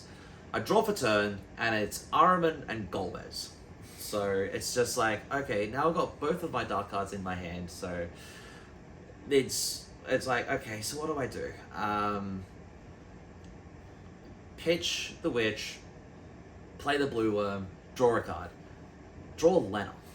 And I'm just like, I would love to play this Lena right now, but none of my cards produce the water CP to play the Lena. So I can either, so I'm just sitting there just laughing at my deck and just like, you've got to be kidding me. Like I'm sitting here saying that this is one of the best decks in the room, and yeah, you're basically just trying to prove me wrong at this point. So I'm just going like, all right, I'll pitch all 3 Earth cards, play Noctis Limit Break to pick up the Witch of the Fens, then pitch the Witch of the Fens to play the Lena. So at this stage, I've got 3 permanents in play, but only 2 cards in hand, and they're both my dark cards. And it's just like, this... Into a known Tybus Mog on the way, by the way. Yes, Like, into a known Tybus Mog. So it's just like, alright, sure, here you go, have a turn. I already have it in my mind that this is just going to be a non-game. Because there's no recovering from having that sort of bad a start. I don't even end up getting to play the Golbezes. Because it's just like, there's no good spot to play them. Yeah. Like, the Mog sort of sticks in play. The next turn, there was a do the Tybus Mog. Alright, yeah, draw. Pass, because I've got nothing in hand. And he's basically just got free reign at this point. Gems, Axstar, Firion with perfect 5 characters in play, so Firion gets to swing in for a point of damage through the... Oh, by the way, the Tybus is attacking me when he's doing this, so it's just like, oh yeah, alright. It's one of those just nights, fine. Yeah, Just where you temp it classic Warriors things. out. Yeah, or Warriors, where you temp it out, Yeah, taking my damage. Still not drawing anything of value or note. No burst help. Yeah. No. First point of damage that I take is Shadow Dragon. I'm just like, that would have been really spectacular in my hand, because then I could actually pitch it to play the Golbez, and even if Mog does its thing, I can get a Shadow Dragon back. Yeah. I can actually start looking at playing the game. And it was like, no, you don't get to. And then the next point of damage is Cerberus, and it's like, oh cool, there goes my answer for Tybus, yeah. there goes my answer for Tybus, and it's just like, all right, yeah. Like after a couple more turns, I just pack it up, and I'm just like, this was such a non-game. There's literally nothing that I could do in this one. It's just like, yeah, shake hands. It happens to every deck, for better or worse. Again, Windwater on 14 backups. Sometimes you don't see them. Yeah. Digawall has to somehow get Arya or Sarah into play with no water cards in the deck. Yeah. You So know. it's just it was just a really, really bad game. So I'm just like, okay, sure, dust myself off. We'll think about the next one. I've got, the game only took like 5 to 10 minutes. I got about, 25 to sort of sit back, relax, and try and reset myself. But for some reason, I can't quite get the game out of my head, which does sort of affect my performance going forwards, because it's just like, this deck should be doing better than this. But enough on me. What about your game? Our Us game. too. Sorry, their game. So they played against each other. Yeah. We'll say I had an interesting Materia Cup. We'll get to that as we go through. I get paired against Khalil. And Do you mind if I... I'll start by saying I know what you're on. You know what I'm on. Yeah. We know the decks. I would say, Khalil, you win the die roll, right? Yes. So, yeah. So I have the game plan, right? My game plan against you is, MBM has the best backup engines. Yeah. Just the best. But you can keep up with that, backup wise. It's almost as efficient. Yeah. So I can't play that game. You win that game. If I'm going back up, and you're going back up, you will win that match. Yep. 100%. So my goal is to set up a little bit with backups, then put pressure on. My turn 1 was backups, turn 2 set up, my turn 3 was put you to 3 or 4 damage, wasn't it? You put me to 3. Put you to 3. Ghoul only has 3 backups at that point. I have lethal next turn. Which, notably, it is not a known lethal. Yes.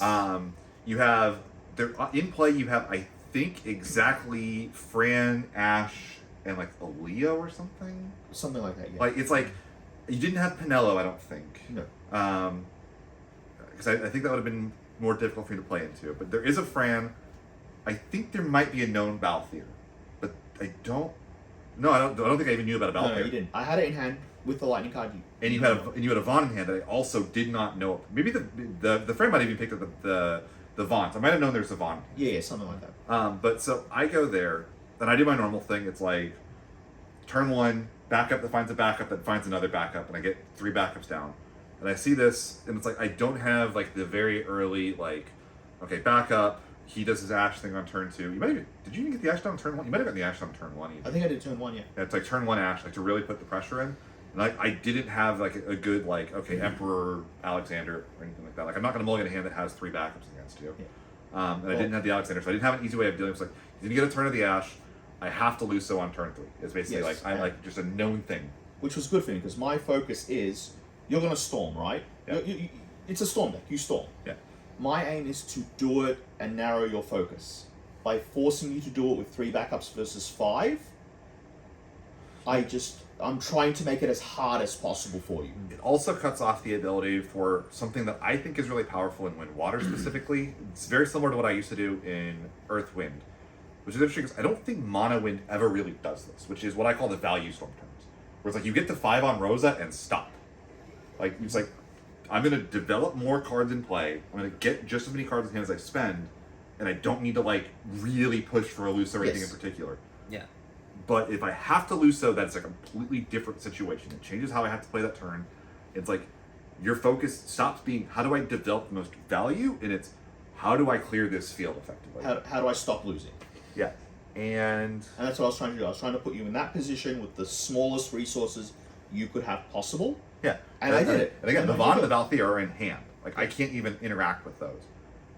And I don't really remember the exact lines I took. I do remember it was one of the better, like it just kind of happened. It was like a very No, you cleanly stormed. it was a Love that. very easy Luso 7 cast. Yeah. And like not only was it like a Luso 7 cast, I think I like the Rosa flip was like incredible as well on cast 5. Like Yeah. I like everything hit on this turn. I think I got like an Epkalu or like something. No, you hit perfect. Like that type of a storm turn was like sometimes the deck just like it's like cool, I do this, oh cool, that draws another card. Oh cool.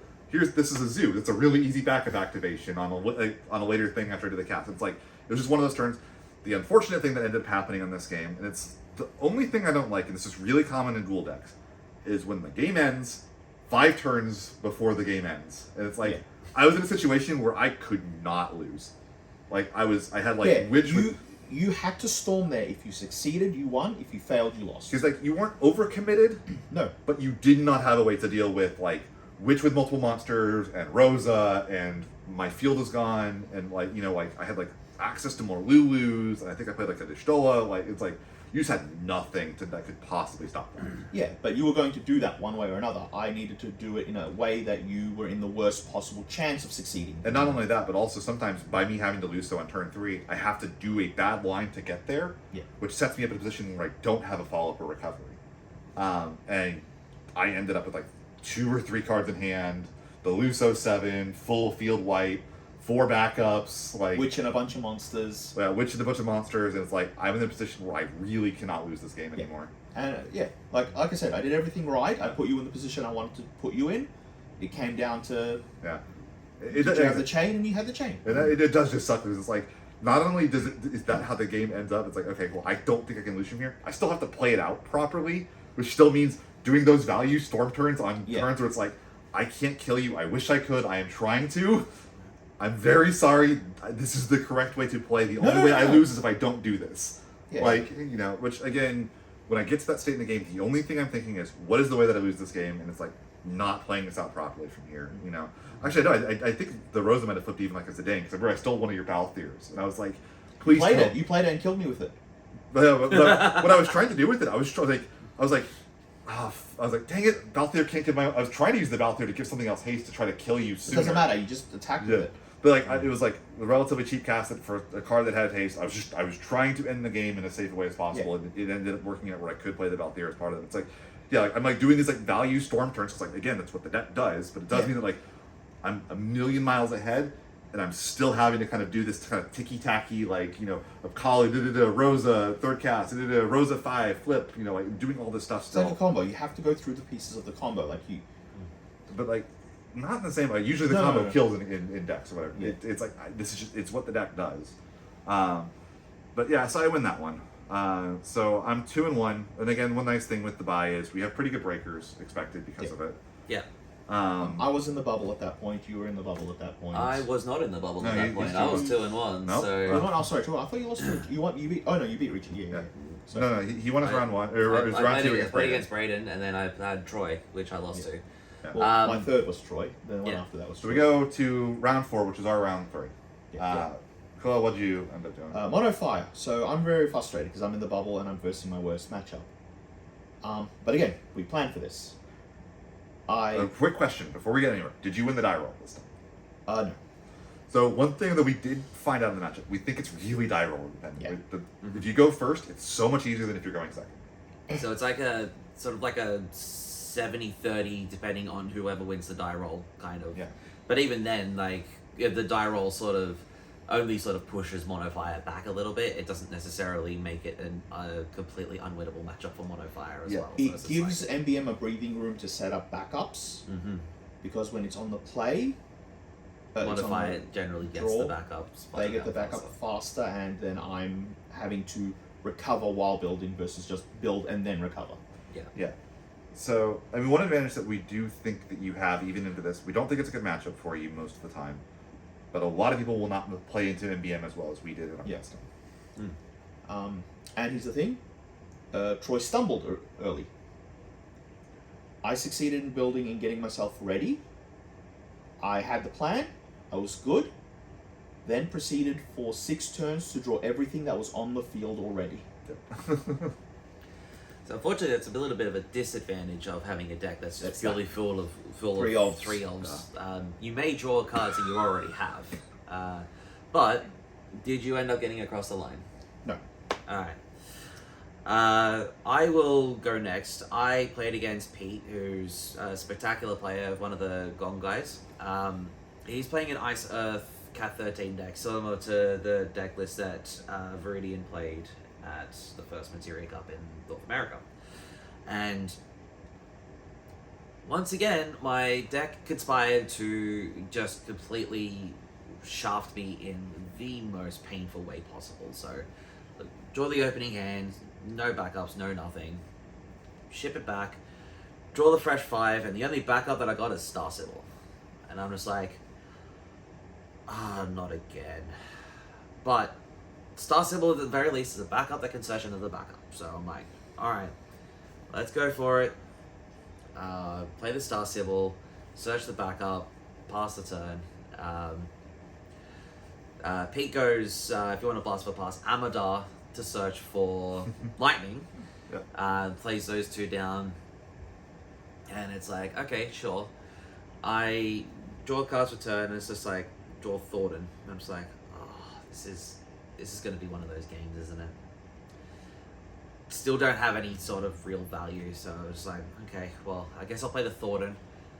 Search up like another backup so I can actually try and continue playing the game. And then he jams Seymour, and I'm just like, oh, fuck off. I'd say probably if you have to do that like 5, like Thornton or like Star Sybil, the worst card you can see in a situation. Tyro's the same way. Thornton, Seymour is the worst punish for that possible because you're already down a card for the first backup you played effectively. Yep. Almost down 2 arguably. You are actually. I was actually down 2 cards beyond what I was already at. So it's just like. And you're Because I played 2 5 CP backups that only draw 1 card each. And it's just like, oh no. And it's annoying because like you have to do what you have to do. There is an argument if you see like the Amadar for lightning, like not holding it.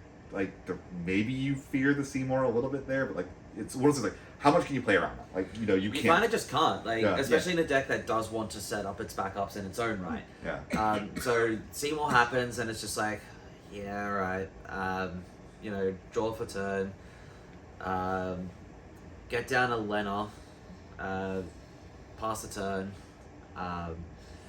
Seymour comes in, does his thing again. Then he plays Snow, and it's just like, oh fuck, there's two of them. This is getting out of hand. Now there are two of them. So locks down the third backup, and then says, I'm gonna, you know, make my next 13 thing cost 2 less. And it's like, okay, yeah, kind of frustrating, but sure. And he plays Sarah, the backup Sarah, and it's just like, now Snow can't be targeted.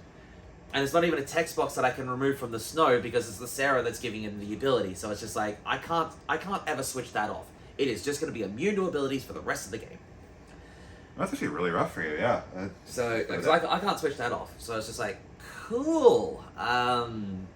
So that's the thing that I can never get rid of. Draw for turn, and it's just like, I've drawn like Cerberus and Shadow Dragon for turn. I was like, Shadow Dragon's completely freaking useless in this. But Cerberus, you know, is like, at least it's a fine discard because I got a mirror in hand and I can sort of potentially do that. So it's another Time Walk turn. Pass the turn. Get hit for the 2 points of damage. Seymour and Snow do their things. Ends up drawing an additional Snow just in case that first one dies off of the Snow trigger. And I'm at 3 points of damage now, so I'm like, cool, I can mirror, I can get rid of the Seymour, I can at very least start trying to recover the game. Till he plays another fucking Seymour. And it's just like, could you fucking not? So, my backups don't untap for the rest of the game. And that's GG at that point. Yeah, Yeah. I'm trying to do stuff. Like, I'm trying to actually sort of like do little bits and pieces, and then Pete says like the immortal words at this point. He's just like, "You got 5 permanents in play, right?" And I was like, "Fuck, an Ultimatia's coming." So I got Ultimatia'd, and everything's locked down. I'm so not playing the game at this stage. It's just like, all right, we're done here. GG's. Like, there's just really bad tills from the whole thing. I'm just like, I need to go off and like step away from tables, try and cool my head. Reset, yeah. But I tried to do the reset before, but this was just another game. The deck just decided to turn against itself for the second time in a row, and I'm just like, oh, this deck is better than this. Yeah. But why don't we talk about your game? So Against Paul. Yeah, I was gonna say. So first of all, my run is being fucking stupid at this point. I play Richie, who I think is one of the best players in Australia. I play Khalil, who's been killing it in LQ's, local testing partner. Of course, we fly halfway across together the on the country. same trip. Yeah, we came On the same together. flight. to play each other. And then I play against Paul. It was No. Also on the that same Yeah, flight. known world's competitor as well. You know, it's like fuck, One of the like, strongest players it's like, in 'cause they're like, Australia. against what I think is one of the best decks in the game, and not a free matchup in the slightest. Like, it is very difficult. Like, I have to play this very well. And so we start playing, and I don't remember all the details. The main thing I remember is he starts to threaten me with, like, I'm going to die next turn. So I have to do, like, a kind of mini stabilizing thing, try to do a bunch of stuff. And I end up getting a Zidane, and I swing, I steal a card, steal a card, swing, steal a card. And I'm like, well, I don't think I'm dead this turn. I'll go ahead and pass, and I'm thinking, I'm like, okay, well, I put him on damage 1. What's his mirror going to get back? Blah blah blah. And I think I'm like, no, he's not on damage 1. He's on damage 2. He played a Cecil last turn. Oh no. And it's like, and I'm like, I don't want to just like. He's like, he starts to like, don't skip your cards. Let's get Colin over here, who is the head judge for the event. I don't, I don't want you Call to judge. Yeah, Call judge. Call a judge. Always call judge. Yeah. Yeah. And I'm like, I don't want to win this way. I want this game to be a legit game. I have a great chance of winning, I think, if I can do this. I'm not worried about that. But regardless, I want this to be a real game. Yeah. And I also don't want this affecting either our mentals going forward as well, because it sucks. It's like, this is one of my best friends in the entire community who is feeling horrible about the way this game is going because of that. And it's like, I'm feeling bad. It's like, I'm like behind, just barely about to stabilize all this other stuff. So we call over and we reverse it. We were pretty sure we got it right, reversing it, like to do it. But it's one of those things where it's like, okay, so if this happened, that damage is actually over here in the thing. This thing that I stole with Zidane is actually in your damage. You would draw these cards here. The game state should be repaired. Should be all good. The downside of this is the judge call takes about 15 minutes. I actually even forget because one of the cards that I've now stolen is not a card that I initially had stolen. Yeah. Which would have been huge. It was an Araman, which could have killed like a Golbez, like a great card to steal. Yeah. I forget it's there, and I just barely lose. And it's one of those situations.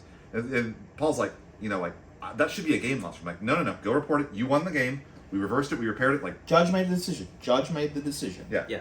And so I'm now 2-2. And again, it's one of those games like neither person feels good about. Yeah.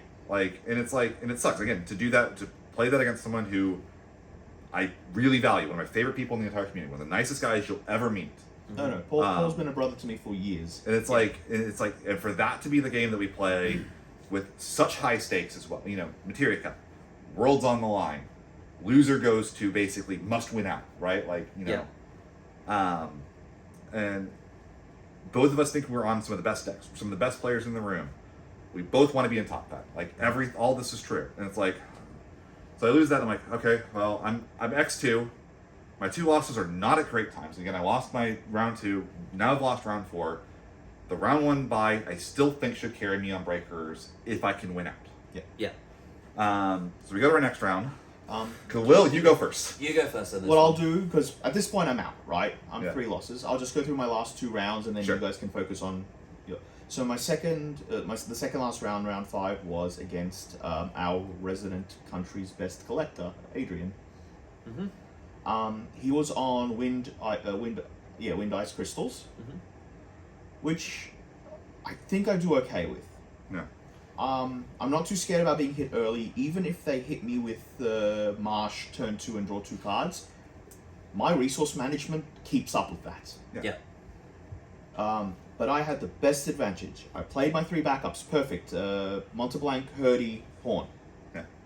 And Adrian goes, "Oh, I don't know the MBM cards." And I'm like, "This is going to be rough for you, buddy."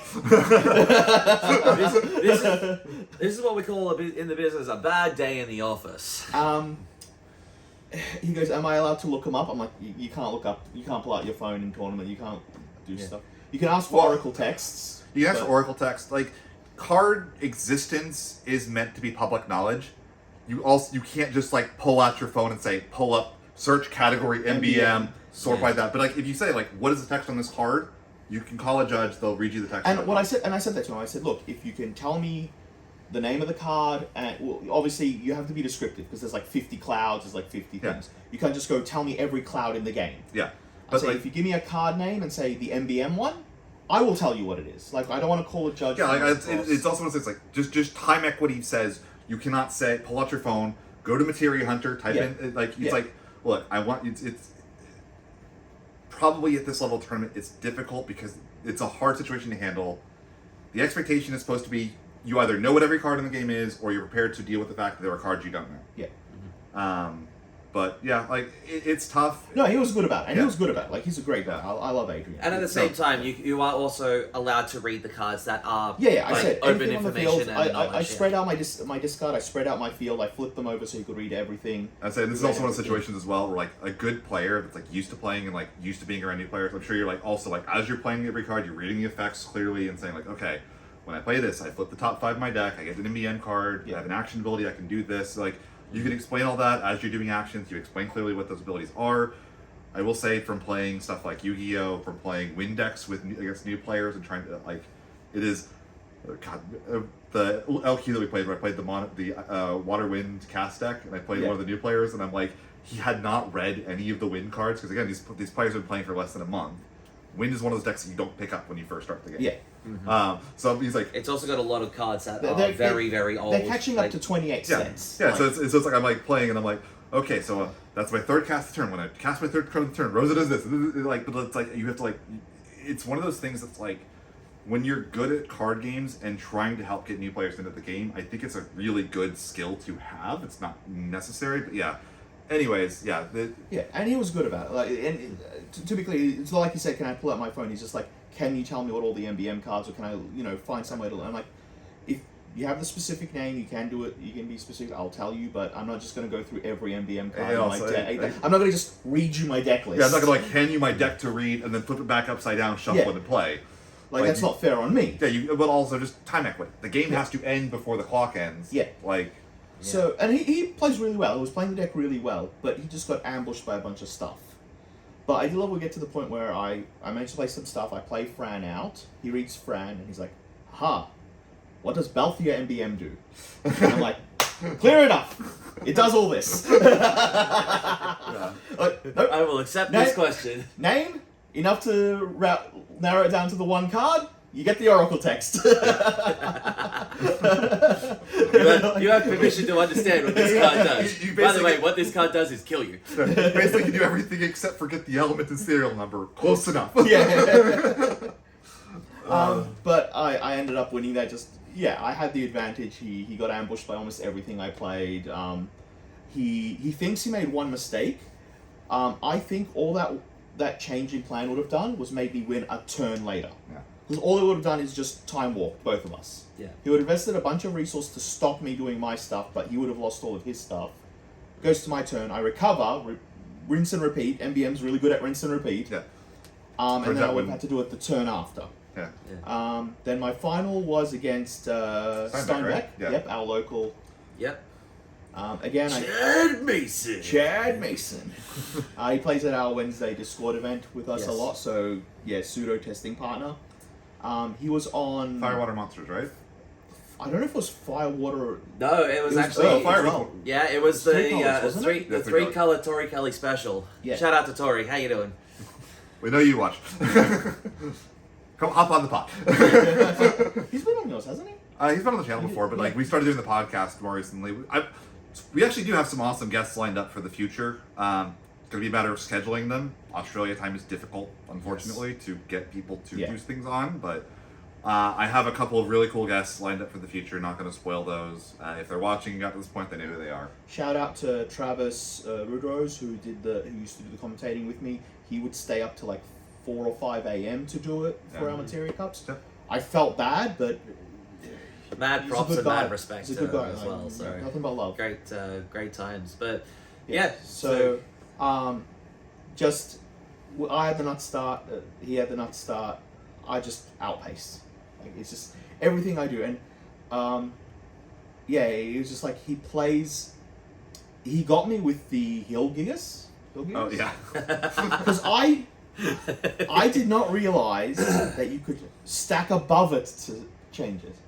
Well, the way it would work, sort of, is you activate an action ability, Hellgigas trigger, do another action ability, Hellgigas trigger again, which would cancel the new one on the top, but the bottom one would still go through. Yeah. I was playing off memory that Hellgigas just does this, right? I didn't think you could do it on top. I go Pinello, I'm ahead. This was more nail in coffin. I go Pinello trigger. He's like, haha, Hellgigas. Now I have, what's the dinosaur called? The dino Pyrolaster? Pyrolaster. I could have activated Pyrolaster to cancel that, popping his one monster, killing his one forward. He's just on 3 backups top decking. Yeah. No, But I did not pick up on that. I'm like, oh, cool, bye-bye, Pinello. And then I go, cool, play like 3 other forwards. And he's like, that did absolutely nothing to you. Yeah. He's like, that did absolutely nothing to you. That is funny though. Yeah, you could animate Power Blaster because Hellgigas doesn't cancel the thing until he sacrifices himself, and he triggers every time an action ability happens. You do another one, and it's like Hellgigas trigger to sacrifice himself, and Hellgigas is mandatory. You can't not sacrifice it. Yep. And the sad part was I had used the Pyrolaster with the So it couldn't even block. So it didn't matter. I would have been happy to lose it. God. Jeez. Yeah. But that's just. I guess that was just sort of how far ahead you were. But So that's your tourney. So you were. What was your final record? 3-3. Do I want to do rankings now or just at the end? Well, Well, let's get to the rest of the tourney. Yeah, that's so what I guess what happened in round 5, guys? I got Pause now to make a decision. Put it in the comments. So, Ghoul and I get matched up against each other in round 5. So my run has been Richie, great friend, great player. Khalil, Testing partner. testing partner, travel friend. Paul, testing partner, travel friend. And then me. Rob, Testing person I'm partner. staying with, testing partner, podcast co-host, world's player. Yep. There is a little bit of a context to this that I would like, if you don't mind. Our LQ runs, every round 1 and an additional round 2 to whatever, Ghoul has versed one of the testing partners. We went to the LQ Every time. The LQ at the newer player place, and I did not play a non skill issues player until it was literally Plus impossible for me Justin. to not. Yeah, like Justin's close enough to a testing. Yeah, that's what I'm like, saying. like I played the 3 experienced players in that room, and no one else until it was not possible just about for me to play. Like it was like okay, sure, like. Which was probably better, like to not have the new players, deal with a bunch of stuff they haven't It's seen better before. practice for And you, it also and it's yeah. better for me as that better for the new players to be playing kind of like best thing about Swiss. It does do that. If you're really good, you play against players that are really good. If you're still learning and you're dropping games to players that know what they're doing, you start playing against players that are also learning and doing it. Yeah. It's a pretty neat thing about Swiss tournaments. Yeah. But Yeah, so What we've yeah. called it. Sorry, we've called it the Ghoul Curse. Yeah. We still need to find that gypsy you pissed off. yeah, we're on the hunt. If you are out there, please reach out to us because we need to get rid of this. I mean, I know curse. that like they've hired witches to try to like curse sports teams. Maybe I really made someone So- North so- America mad, or like. You pissed off the wrong Australian But, this time. Like we've gone through what 12 LQs. No, I've probably played you round 1 or 2 in Every, like- like 2/3 of the LQs was you, and then a quarter of like the other like third of it was playing Paul Yeah, it's been or Justin. Like It's been shocking. And at one point, I got really excited. I read the first thing. It's like, oh, it's me and Paul. Cool, you dodged the curse. You're versing Justin. Anyway, so let's have a bit of a chat about this particular game because this one goes to the wire. so, one thing that is funny, we made some last minute changes. We got all the way to 3 Kuchu. We got a second Mist Dragon. We made sure the second Mist Dragon. We added an Echidna to the list. Mm-hmm. And notably, probably the best thing about all these changes from your perspective, all these changes are really, really good against my deck. The Yes. multiple Mist Dragons are a lot harder for me to do a lot of my bullshit with because I'm a very Breakstone reliant deck. Yep. I like Toolbox for my Breakstone a lot. Yes. So a lot of it comes down to a point where I think you were trying to raise something to stop like a witch Marlboro sacrifice. I think you were trying to raise an Ishtola, and that was like your only you ran out of that was like your last card in hand or something like that.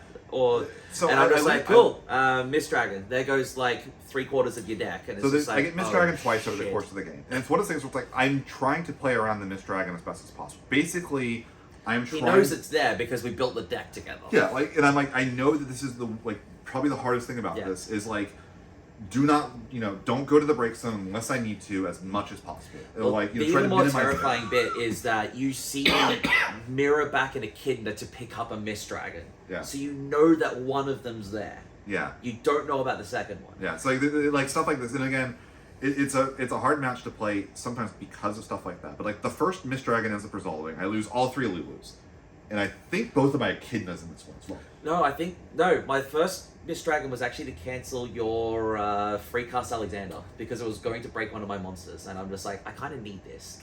Okay. So it's just like, okay, so But, I'll like, cancel the that, and first- then you're sitting there like, okay, I've got a bit more free reign. Let's try and do stuff. And it's like second Mist Dragon is like, motherfucker. The There first Mist goes- Dragon hits the break zone. I lose all 3 Lulus, and I think both of my Echidnas. So I'm playing now with no Summoner Persian left, Yep. which is hard. I still have all my Witches, I have both my Rosas, I have my Zidane left in deck. I'm trying to find Zidane, because Zidane is so good in this deck. And also, something notable is, everything in his deck that I want, that I want in my deck, is also in his deck. Yeah. So So if I find it's- Golbez, I'm happy. If I find Mira, I feel great. I want almost every card that I can steal. Yeah. Zidane shows up very late, unfortunately, for me. I would say that, we kind of both got to do what we wanted to do over the course of the game. We Yeah. both had very good opening hands. We both kind of did most of what we wanted to do. There was So- a lot of.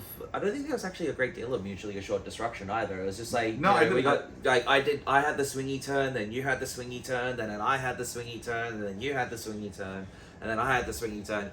It eventually gets down to a point where I'm at 6 points of damage, and I'm staring down Rosa, Zidane, and a stolen Shadow Dragon, which has just killed my mirror. And like more notably, I know what's left in my deck. I've lost all 3 witches to the second Mist Dragon. Mhm. No Lulus. My Lusos are all gone. My only removal that's left kind of is like what I can get through with what I have and what I steal with Zidane. Yeah. It's like in my last couple of cards in the deck, I know I've got a Chocobo in the last couple of cards, but like not a lot of other actions. I think my last 4 cards are literally like Chocobo, Alex, 1 cost Alexander, Verena. Yeah. So we've both got the 5 backups out. I've got the Kates at 11, which means that I can tap for any element, and I'm staring down like that board, and all I've got is an Araman and a Cerberus. I'm empty-handed. I draw for turn, and I see Malboro and Red Cecil, and I'm just like, okay, I can work with this, but what do I work it into? So I tap out, play the Cecil, draw a card. It's a Cucullin, and I'm like, right, that's not quite what I was hoping for, but I guess I just play the Malboro. That's my second cast. I can switch on the Cerberus and swing, and then I can switch on. Like it's a deck out race at this point. Yeah. Like with. And I'm looking at my deck actually, and I'm like, I know I have enough cards in deck because I had 6 at this point. Because I'm like, I don't need to block these. I go to damage 6 off of it, and I don't die. You go to damage 3. I didn't deal that great deal of Oh, yeah, damage okay. to you for that course. Like, of the like, game. like, I know this isn't going to kill me by letting these attacks through. I don't need to block them. Yeah. There's not really anything in my deck I'm too concerned about. If I lose the Chocobo, it's a little annoying because like my last good interaction is the Chocobo. Yeah. But it's like it is what it is. Like I will accept my fate if I lose the Chocobo to this. Might have been an Azura. That was still in the deck as well. Something like that. But like I think the Azura went to damage. yeah, maybe I had like an Azura and Chocobo. Like if I lose those. These attacks can't kill me, and I 100% win on the backswing thanks to the Shadow Dragon being able to attack, Yeah. being untargetable to the Cecil, and I literally just crash the Zidane and the Rosa in, and then swing with the Shadow Dragon. Shadow Dragon for lethal. And that's what ends up happening in the game. And I'm having a look at it at everything at the end, and I'm just like, fuck. I could have pitched the Malboro to play the Cecil, drawn a card, whatever it was, pitched it to play the Mart limit break that I had there, because I had that one limit break left to play the Mart on the stack, switch on the monsters, and then I can crash in for the 2 points, and I have 2 big blockers that you couldn't get through, and I'm just like, motherfucker, I feel like I completely threw the game in the end. We also mapped out the other card that I had. It's very fucking stupid. So I have an Ochu in my hand as well. And I'm trying to decide, do I want to keep the Ochu in hand or do I want to play it? And my options are, I think playing the Ochu cost me the other card that Zidane has stolen, which is the Cancel Leviathan. Yep. Which is the only copy of that card in the deck. And so I'm sitting, and what I should have done, and I might still, it's such a weird, it's one of those like, it's hard to go back and do this. I actually think I should have canceled the draw off of Cecil even. But there's also an argument like, maybe I cancel this if you don't go for if you play the Leo instead. It's like again. Yeah. Like, because the thing is, like, I can then, like, if you do that sort of play, then I can sit there, like, I at least have a Leo, and then it's like, okay, you can crash in with a card, I can block with the Leo, I can use the Cecil and throw, and then you're still stuck in the same situation versus two blockers versus I think XYZ what attackers. I'm meant to do there is play the Ochu, which then means that if you swing, I get an extra attacker, and I can use an untargetable Rosa and the combination of the Levy to cancel one of the Cecil pings, which gets me through as well. Yeah. So it's one of So the there's situations a where lot it's like, of there was a lot of different lines, and in the end, like, Gould does end up getting across the line in it, but it's just one of those things where it's like you sit there and it's like 50 different what if paths. and again, this I'm is just like, only the last turn of the game, in which I had 4 cards in deck at the end. You were down to very few cards, no I think mirrors. I had about 5 or 6 left at that stage. So it was a true go to deck out sort of game. And again, it's like, and not only that, there's so many micro decisions of like, when did I pitch my Lulus, when did I pitch this, and all of these things ended up adding up. Yeah. And again, fantastic game. at the It end of the was, day. yeah, like, it was a master... I think another one of those master classes of how two control decks run into each other. Yeah. And again, it's one I end up getting knocked out. So I'm out of contention at this point. I'm 2-3. You're 3-2. I'm 3-2. Let's go to your last round. So my last round is against a gentleman by the name of Eric. He's one of the Wollongong locals, relatively new to the game, but really excited to sort of play it. He's playing a Category 13 deck, using your favorite Lightning, which is nice and fun. So he used it to play Hope, to search for Sarah and do all that sort of stuff. So I'm like, you know, he's actually racing pretty well. And at one stage, like straight after that turn, I just go, let me help you. I play a Cecil, take the point of damage, and then I play Mira, bring back Ahriman, and because that puts me at my 4th point of damage, and then I just do all the bullshit. Everything the deck was designed to do, it does. Cecil's trades, Yeah. you know, Looks like draw the top tier cards. deck is supposed to be, basically. Yeah, like it's like every single thing ends up happening, and Eric's on like 3 permanents, which are all his backups, and I've got like 10 things in play, and an opportunity to just sort of like, if you play anything, it's dead, sort of thing. And it's just like, man, like GG's, like you know, props to you for coming and bringing that deck to the event, but you know, it just wasn't your day for this particular matchup, and I ended up finishing up on 3-3. Still a bit disappointed with the finish overall, but again, those are card games. I can't be upset about a couple of the games. I can be upset about a couple of the games, but you know, I just pick yourself up, dust yourself off, learn where you can change things around. Like what we said before, the result's the result. Yeah. What happened to you? So my run through hell continued. So the Crucible got worse. Yeah, so again, let's run through this one more time for posterity. Yeah. Round 1, sorted. Richie. Top 4 Continentals, one of the best, I think probably a top 5 player in Australia now. Yeah. Yep. Round 2, Khalil. Round 3, Paul. Round 4, Rob. And then Round final 5, round, we get NATO. NATO, the Nathan other Cross. Australian Worlds player from last year. Yes, and probably, I would probably say one of those players who is, I would probably consider an endgame boss of the Australian tournament scene. Like, he is that good of a player.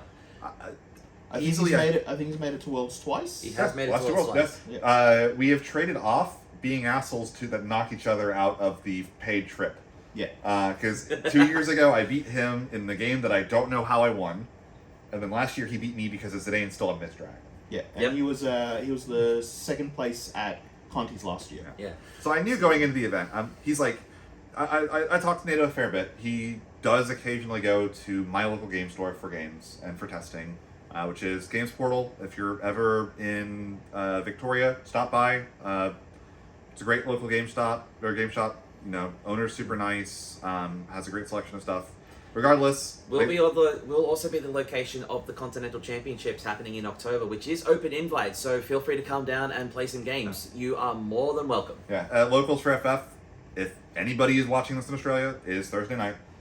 But anyways, so we sit down, and I'm like, I'm pretty sure he's going to be on Windwater like before the event. Sure enough, he's on Windwater, and the mirror match I know is going to be weird.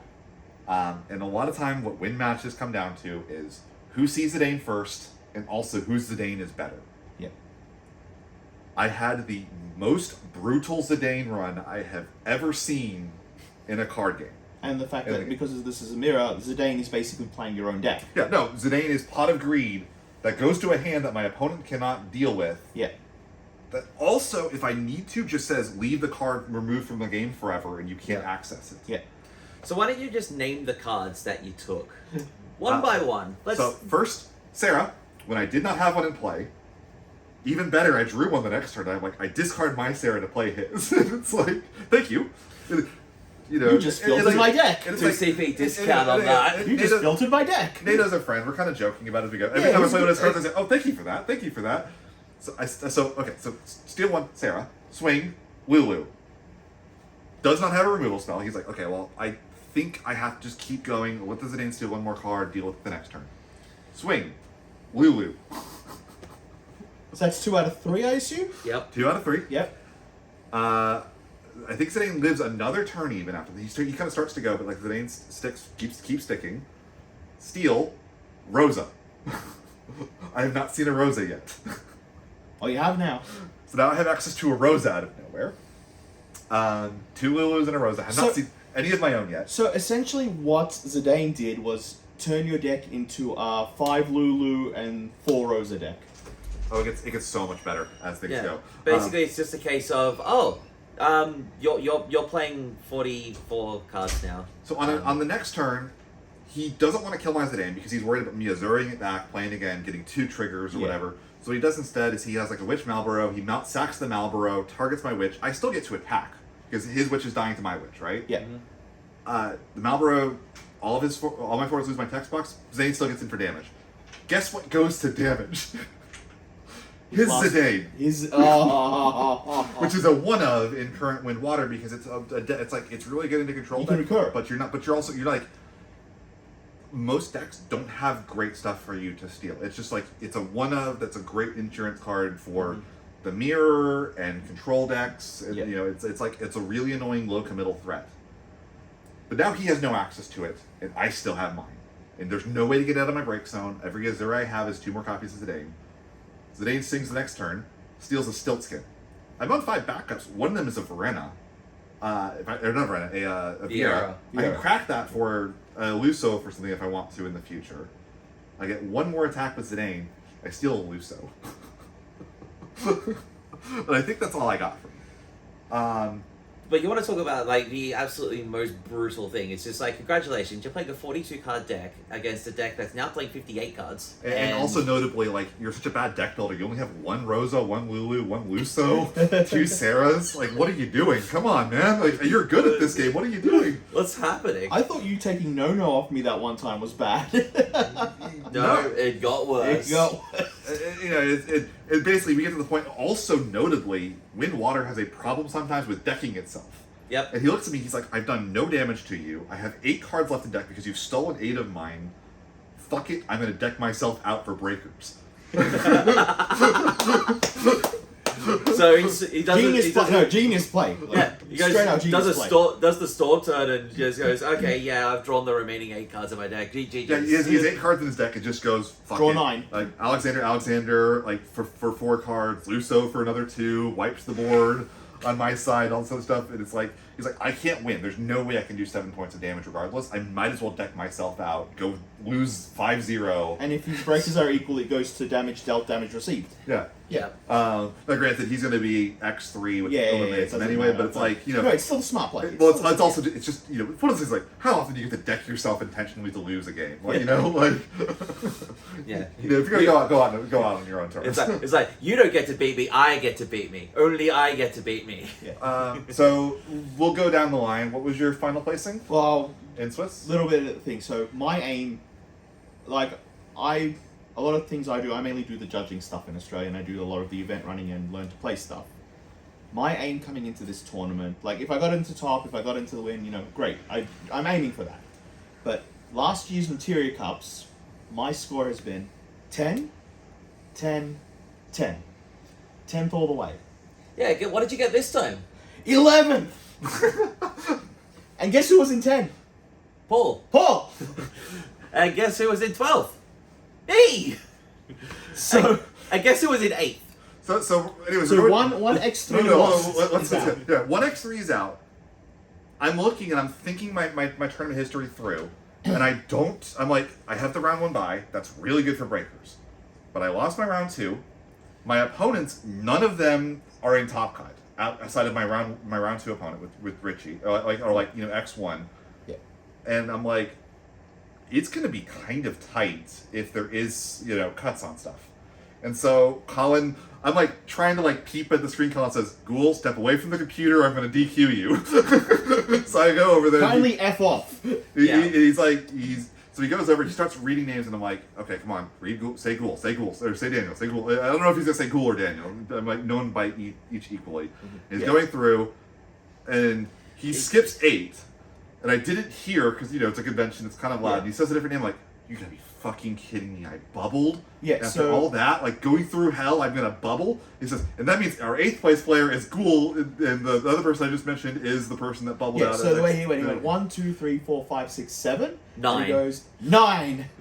So 8 is. Yeah. So I'm 8th, and I sneak in on the skin of my teeth. It was like 3% on TV1. It was 3% on on the TV1. first breakers, It was brutal for everybody involved, but it does mean that you do end up getting there. You get across the line. At this stage, both Khalil and I are out, so we're just like, okay. At the very Judge mode. least, We swap hats. We can sort of swap over to judge mode, and I get to sit down and judge your game, which is against Earth, Lightning, Chaos Arc. The good friend of mine, Steven. Splashing Ice as well through Cindy for like one copy of Kefka, a couple other things. So this, if you're not familiar, this is Welcome Back to Opus 19. That's literally it. There's been very few adjustments or updates to the deck, with the exception of those couple of little bits and pieces. So the addition of the Cindy's, the addition of Kefka, and all that sort of stuff. But for all intents and purposes, this is Opus 19, Opus 20, Opus 21 era Earth, Lightning, Chaos Arc. So there's some good things here for me. Number 1, it's a control mirror. Wind historically smashes control mirrors. You just go so much bigger than what they're doing. The downside, we're kind of control decks that are operating on completely different axes. Yes. Also, notably, 3 copies of Mist Dragon is very annoying for me. Like the poorly timed Mist Dragon is rough. Yeah. But he does not have a lot of ways to pressure me. Like even if he wanted to, he can't turn on the I'm going to try to kill Ghoul mode. So it's just a matter of a couple things. Number 1, because I'm not a mono wind, I don't have 3 Chocobos. Chocobo historically is the way that Wind smashes Chaos Arc. They go to arc your thing and you go, Chocobo, get it out. Nice try. Let me draw a card instead of having you discard one. Yeah. 2, isn't it? 2 even, yeah. Yeah. Huge swing when that happens, right? So that's a little bit scary. I haven't tested against this at all. The other thing that I said, I deck myself out very easily. Yes. And I still have to do the value storm turns.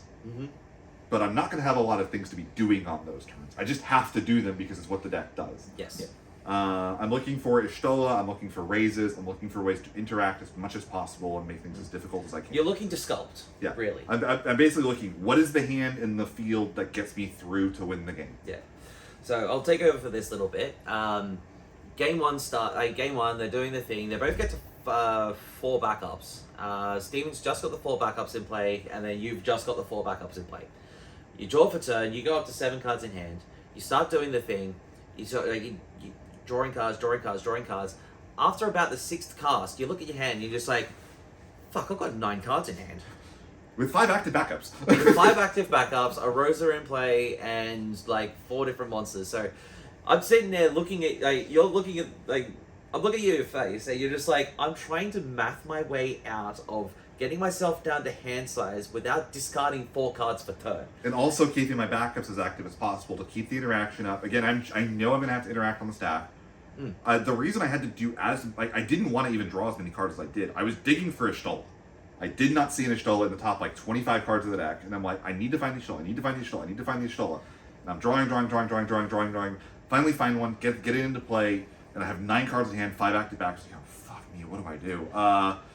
It gets even funnier because it's just like, okay, so if I ditch this, I can play this, but it still draws me a card, so I'm still going to go back to 8 cards. I can pitch this, I can do this. I'm down to 6, I'm down to 5. Finally, I'm down to 5 cards in hand. Is this a Refia moment of I just discard for turn? No, he actually gets himself down to 5 cards in hand, but he's got about 5 more permanents in play than he expected to have. I mean, I'm kind of grateful he had a Shantotomy early.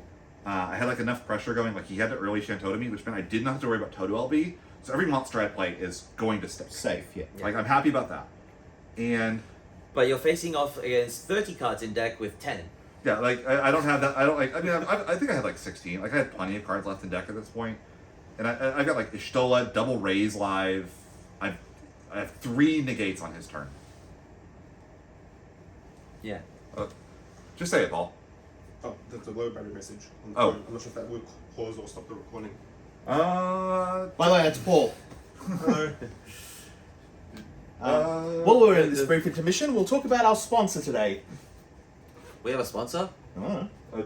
I wish. Apparently, Sabaton. Sabaton, fantastic metal band. Go ahead and give them a listen. The Legends album's out. Editor Ghoul, do not cut this. I'm not cutting it. The benefits of live television, folks. Actually, Oh, is this stream or is this recording? No, it's recording. Okay. Yeah, Does this actually go to this? Still going to be still going to hang around. Don't try that. No. Well, I'm just Plug, worried. just plug into the wall. Like, I don't know if the cable's long enough is the problem. We'll manage. Worst case, we'll just move the table. Good call on Director Paul. Got it. Who showed up about 2 hours after we started. Yeah. We're just jamming games. Okay, we're gonna go slide this over a little bit. Close the low battery message. And we're gonna plug that in. Do we need to shift, or- Recenter. No. I'm just gonna move that. Stay. No, you're going to have to move the entire table back. I don't know why it's not up. Yeah, Turn. just drag the table. Why is it not standing now? Because you got to drag the table. But like the tripod should work. Yes, the tripod will work the moment you drag the table across, so that you pick up. Oh, I you guess the actually have some cable's slack in the pulling it cable. over. Yeah. Okay. Yeah. Alright, now you can sort of try and readjust it, and then reposition Looks good. so it actually has. Daniel's not in the frame. There you go. You got to turn it. You got to turn it around. No, just Push sit over- on my lap. Push over more. No. I'll just turn it over a little bit more that Yeah, way. there we go. There we go. That should. That should be good. That's about yeah, the same alright. as what it was earlier. Yeah. Live editing done cheap. By the way, Welcome back to the Hero, because one of my parts broke for the recording. You had the backup part. Yeah, that was so really good. thankfully tripod mounts are standardized. So the mount Yeah. that I have for my selfie stick tripod, I just rip off of mine. Works and on it works my a lot better. Yeah, works on my rig. Yeah, which I great. should remember to bring this for tournaments for you moving forward. I It's a probably lot should buy better. one myself, but Yeah, Yeah. we can worry about that in the future. Yeah. Anyways, Selfie sticks are now a new sponsor. Please sponsor us. We need new selfie sticks. We need to actually get these things going and properly. This is anyways. our own money we're putting into these TCGs guys. are expensive, and we just like opening packs. Anyways, And first picking Seymour's. Moving on. anyways, I have 5 forwards in play. He's taking 1 damage. I have Ishtola plus double or triple raise because I have like Azura, raise, Azura, Lena. My backups are active. I don't think there's any way I can lose the game. Basically, I got to just sculpt the perfect hand Yep. because there was so little pressure from the deck at me. Yeah. So I get, See, you get see these 30 cards in my bin? They're in my hand. Yeah.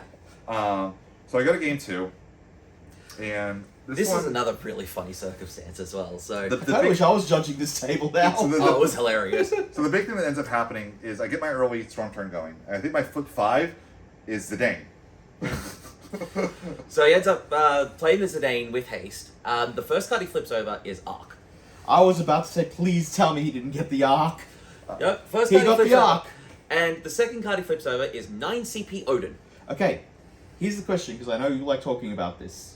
What ratio was he on? 3-3. 3-3. Yeah, he was correct. He was correct. Okay. He has rights. Okay. So you essentially put him into the wrong mode. Well, no, yes, because even funnier, Gets even better the because damage on this attack, as you know, Zidane is swinging with haste, Yeah. is chaos. So it's still on the right ratios. We're all good. We're all No, good. it's on the wrong ratio. No, it's I put it 2-2 in the now. right ratio to 2-2. You changed the ratio to the wrong one. Ratios have been fixed and we're all good. We're continually playing Chaos No, Arc. they're broken. I broke his deck for him. Because he hates Rude. the X2. He hates the X2 or the 2-2. No, builds. if you're gonna brick on dark cards, brick on dark cards. Don't brick because you have Just not Commit enough to what you're doing. Do all the dark Commit cards. what you're doing. Yes. So now all you need to do is still a chaos, and then you can cast that arc. Oh, I wish. We'll get to that. We'll cross that Story's bridge not when we done. So we start going through, and because of the Zane, I have a lot more early pressure this game, which is good. Mhm. I do not get to sculpt my hand as much, though. Yes. But something that ends up happening that's very funny, I still get to all the mana. Yep. I have 5 cards in hand, Again. again. I have 5 active backups, Again. and a zoo in play. Again. I pass turn because I have everything I need. I don't want to draw more cards. No, you don't. This Like, time. Yeah. And he goes, X-Death. And I'm like, well, I don't want you to resolve an X-Death. but I'm also like, how many cards do you have in hand? He goes, I have 4. And I'm like, and you have 1 active backup right now. Okay. So I go, discard a Kuchu, discard a 1-cost Pot of Greed Alexander, because again, I don't want to draw more cards at this point. Tap the 5 backups, cast his Arc on his X-Death. So he goes, oh, yeah, I guess that is a thing. He thinks about it for a little bit, he's like, and I can kind of tell through his head, he's got a Mistdragon. Because he's trying to decide, he's trying to think, and he's like, no, Mistdragon can't cancel Arc. Yeah. And he goes, I was going to say that. I hope he didn't do it, but yeah. and so he starts doing it, and he's like, he says, okay, discard. And I'm like, okay, so the X-Death is still in the stack, the X-Death is now gone. I'm pretty sure he has the Mistdragon, but I'm going to lose this anyways, use it or lose it. Raise target Ishtola, Mistdragon. I go, okay, not loving that, but I feel pretty good about this. He's on 1 card in hand, he has no action remaining, he's used his Mistdragon, I still have a board. I think I still have the Zidane in play even at this point, like I'm still threatening stuff. And from there, it's a relatively easy walk to the end of the game. Because again, I drained all of his resources with that, without really losing that much myself. You know, like it's like hard casting an Arc doesn't sound like something you want to do, but it's like the fact that you were able to sit there and hard cast Arc and have it be a valuable play for the game. Well, from that point of view, it's literally I'm discarding 2 to make you discard 2 and lose a forward. Yeah, because I think my other card in him might have even been an Azura, so I could still even pick up something from the break zone when he went to do that. Yeah. Which might have been I think it might have actually been that Leonard. Might have been the Zidane. That might have been the Zidane. How I cast the Zidane in rotation. At some stage, but yeah. So in the end, you do end up getting across the line, which puts you into the semi-finals. Yep. Great times. Yeah. No. And then I get faced with the one matchup I don't want to play against, which is Gigawall. And I got to yell at Richie because Richie was supposed to beat the Gigawall player for me. So, for context, while Rob was watching that game, I was watching the Richie game. I've never seen shenanigans. I heard there was a damage 6 ward. Yeah. It was the only EX burst in the entire deck. And it's the only one he runs. And it saved him and Richie lost because of it. Yes, and it's the only EX burst in the entire deck. Yes, I know. Because we laughed about this in our semifinal match. Because I'm still playing properly, and I'm like, I have a really bad habit of forgetting Princess Sarah. And I was really proud of myself for remembering the Princess. Like, you do realize, like, you saw my deck list. My only burst was Ward. I'm like, well, it's like, in Ward's in the breaks. I was like, yes, but it's still the correct thing. He's like, well, you're creating a stack. I'm creating a stack when I go to combat anyway. Like, no. You always do it. He was laughing about it. It's like, you do. It's like, I was proud of myself. I was like, I didn't forget the what. Like, the 2 things I forget all the time are Lulu power sets and Princess Sarah before I go to combat. I forget those so many times in our practices, like, go to combat and you go to swing, and they go, oh, no, hold on, Princess Sarah. I'm like, go to combat, but before, and then, like, you'll hear me say a lot, go to combat, and I was like, before I, like, finish something, like, but before I do this, it's like, you know, like, you're catching myself before I do that. It's a bad habit, it's one of those things I need to be better about. Anyways, so we go here, I'm the 8th seed.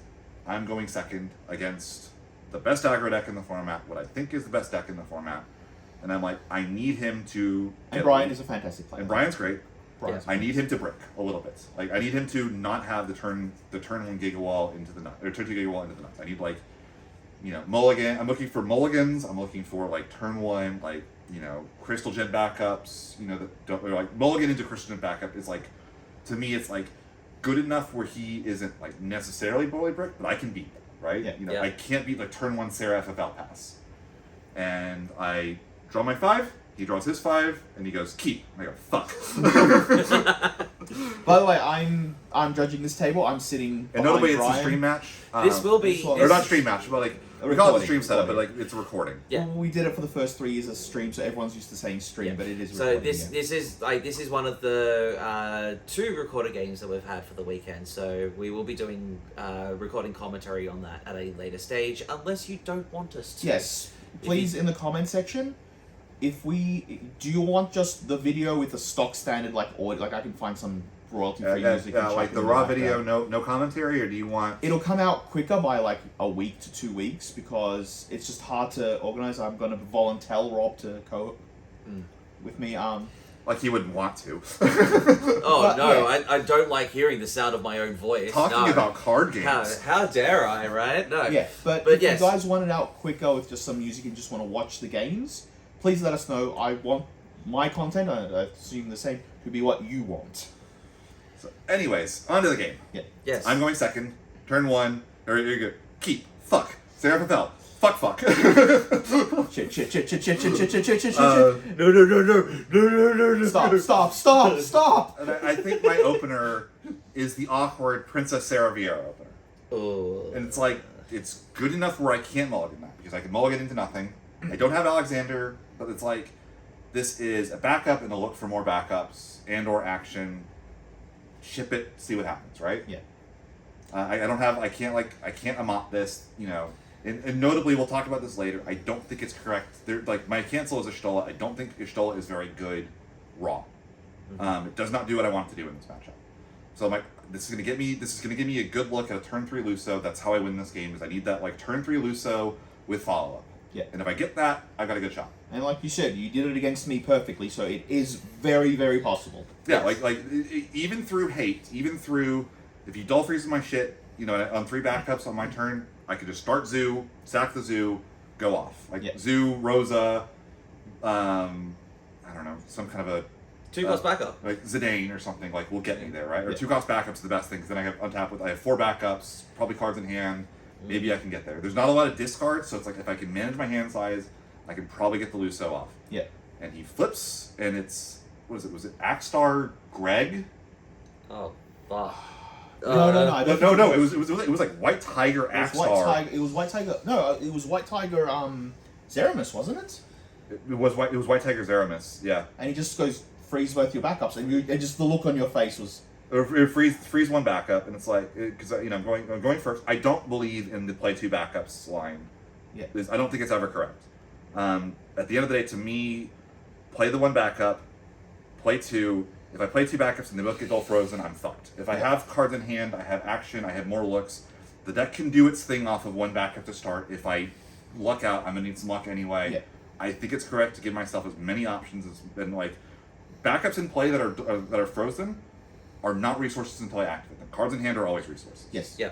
That's my logic when I play this. I don't know if it's correct. A certain Alex Hancock would disagree in some situations, which video I've actually considered doing a reaction to. I actually have a different take to what he said on that. As someone that took mono water to a pretty high level at Continentals. Oh, when he was talking about the Seymour thing. When he's talking about how his I opponent remember. basically played with the face-up Seymour into him, and he talks about how he thinks he should have played 2 backups, and he didn't. He thinks he lost because he played the 2 backups even though he got Seymour'd on the 1 backup. And I'm like, I don't think I agree with that on mono water. I don't disagree with his logic. I think it's, Alex is a very smart, very intelligent person.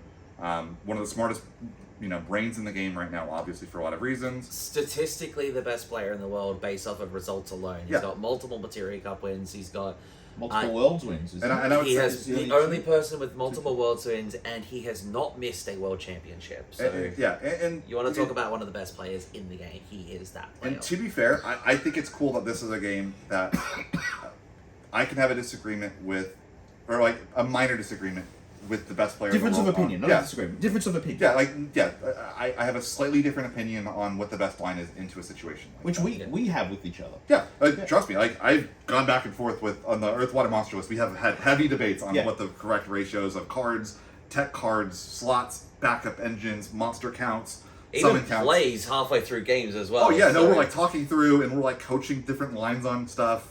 Paul had a horrible game of testing in which I had one opinion, Rob had one opinion, and Paul did a different third thing, and we're both trying to figure out who was correct.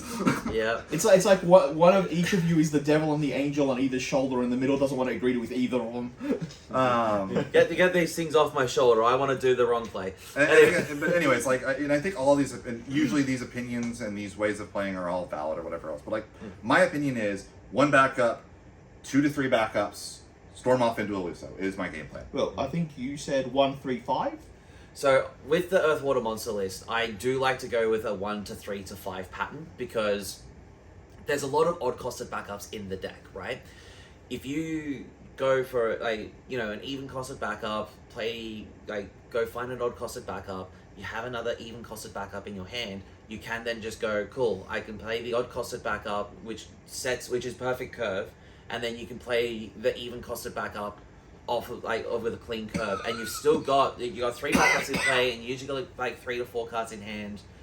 Sometimes 5 if everything draws you cards and stuff like that. But I just feel like that's the sort of curve that I like to have. And then if I go for like a 4th backup into a 5th backup, I've still got 5 backups in play, and usually 4 or 5 cards in hand, and it's just smooth and clean. I do see the argument for playing 2 backups, or like if you're doing something like a more of aggressive play, but I do feel like that does walk you into Seymours and the like more. It does ultimately depend on what you are playing against. If you find out 99% of the time you can work out what your opponent's doing based off of their turn 1 play if you're going second, but going in blind, I feel like it's more correct to just go 1 to 3 to 5. This is Earth Water talk, which is completely a little bit different as well. But yeah. It is interesting. It's a playstyle difference that all 3 of us even have. I will say, Paul in particular uses the 2 backup start into a Cecil better than us, because I think that's Paul is actually what I was better about to handling. say. The Cecil makes the 2 start better for this deck, not for that deck. No, but that's different as well, because I don't ever do 2 backups into Cecil going. Yes, that's what. Yeah. Oh, No, I'm saying like on Earth Water. Yeah. I'm still talking Earth Water at the moment. Yeah. But like I don't ever like doing that I do think that like for Paul, it works better because I think Paul is better at managing the Earth Cecil than myself and Rob are. Yeah. He's been playing it for like 10 years. Yeah. But anyways, back to the actual match. Zeromus plus White Tiger. It's actually a really bad board for me. They both, 2 of the forwards are bigger than Eluso White. Yeah. I don't necessarily have I have to, so like now I have to wheel a Lulu in if I'm going for Luso, or I have to find which Malboro. I take my damage, and then he goes, taps the Sarah and plays Call Me, and I'm like, fuck me. It's one of those things, I don't think Call Me is a good card. I don't think it's the correct thing I don't think Gigawall should be on Call Me personally. But it worked. It actually worked. It paid off. In this situation, it's really bad for me. And it's one of those things, sure, I got caught by a card that's hard to do there. It's okay, I have to Luso, I have to do this. I missed the Luso Storm turn, so okay, scoop him up, go to game 2. The only thing I'll give credit for the Kalmia is it's a water to discard for your Sarah or It Arya. is. The thing that he noted for it is it means Yuffie can't make crystals in entry. Yeah. So there are things that are good about the card. It was a tech choice against a very specific matchup that he was expecting a lot of, which Yeah. is never a bad thing to do. If you're walking into a room with multiples of a very specific deck, then tech against it. Yeah, I would just say in general, I would expect to beat a Gigawall player that takes a turn off to play Kalmia. I would think that would set me up in a situation where they have to go slow enough to play that I should be able to storm off, get my Luso turn, and then eventually tease it away.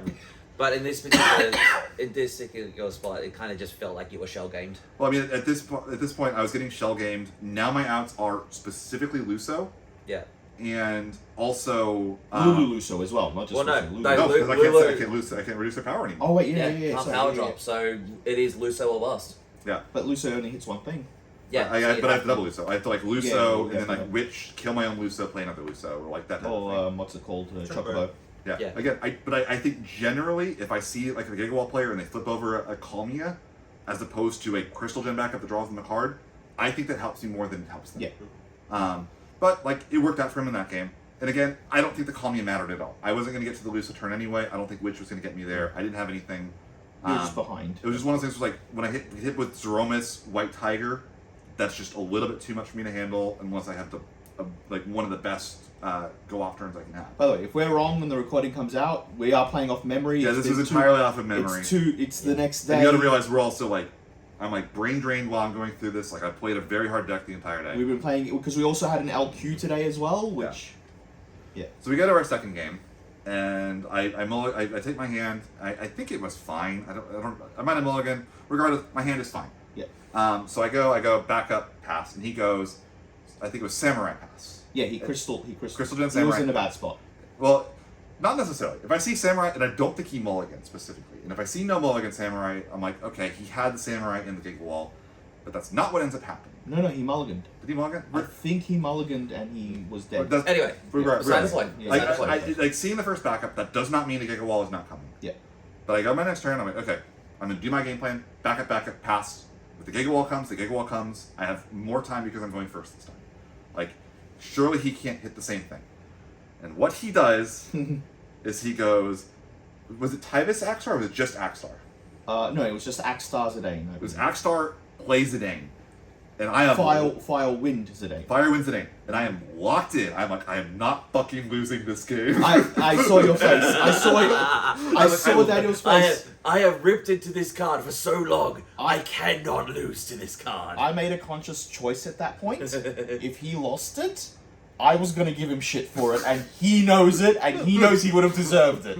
It would have been well deserved. I know I'm kicking him while he's down, but I was going to still do it. So notably, he's on like 1 or 2 copies of Zidane, no copies of Fury, and he has a Miwa. He's got 1 Crystal Lena, or whatever. And I'm like, I am not fucking losing to Zidane here.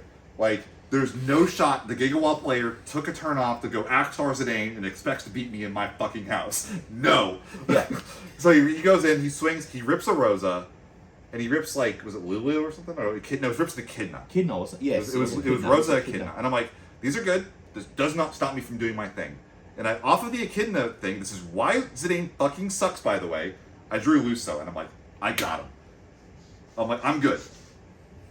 And then I draw for turn, and I draw my second Luso, and I go, alright, I don't really want to go off right now, but I don't have much of a choice, because if I ditch these, he's got Irvine in the deck for some reason. He's playing a lot of cards I don't think are good. But in this situation, it's a little bit annoying, because if I lose the Lusos, I'm in a bad spot. And the Zidane still can rip. I guess technically Zidane only going to rip 1 of the Lusos, so maybe I didn't need to go off quite this turn. But I'm like, fuck it, I'll go off. He's kind of bricked, and I go off and I have my turn. I wipe the field with a Luso, and even better, I think this turn I also like on a future turn I hit like Rosa, cast 5, flip Zidane. Yeah. And the Zidane steals a 4-color Warrior of Light, and the annoying thing is I don't get to cast it because the game ends too quickly. Yeah, you won on that turn. I won on the turn that I steal the 4-color Warrior of Light, and I'm like, haha, gotcha, bitch. You literally it was really good because you literally had like 6 swings to put him to 6. You go Rosa, get the Zidane with haste because it is just like, okay, cool, I got 7 now. Yeah, I think it's like my Storm turn. I got like a bunch of Ochus in play, and I'm on damage 3 because of like a couple of stuff or whatever. Like it was one of those things. That was just like, cool. I've got plenty of ways to push damage. The game. I wiped him.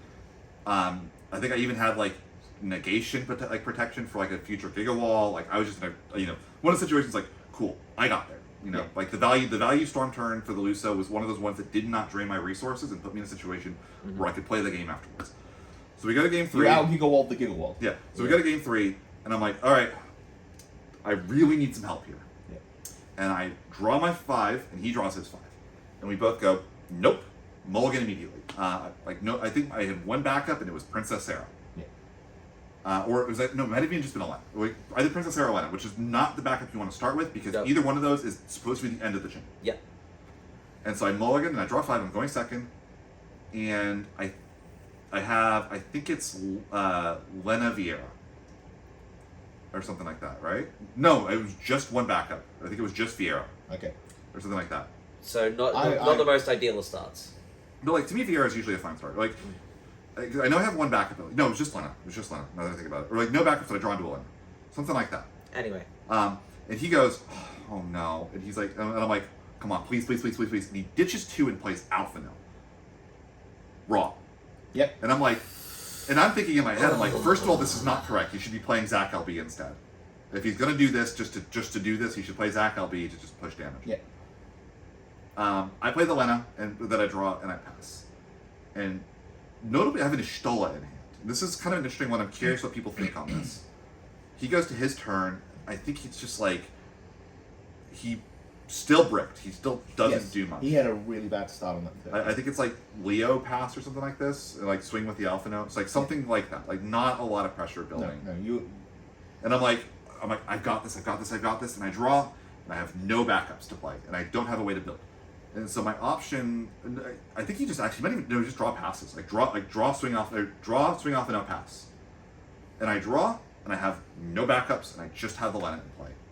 And I go, and I have 2 options. I can either play the Ishtola in my hand, with the idea being that if he's sitting on like Seraph with no water card, or like if he draws into the Gigawall and tries to hard cast it, that would screw that up.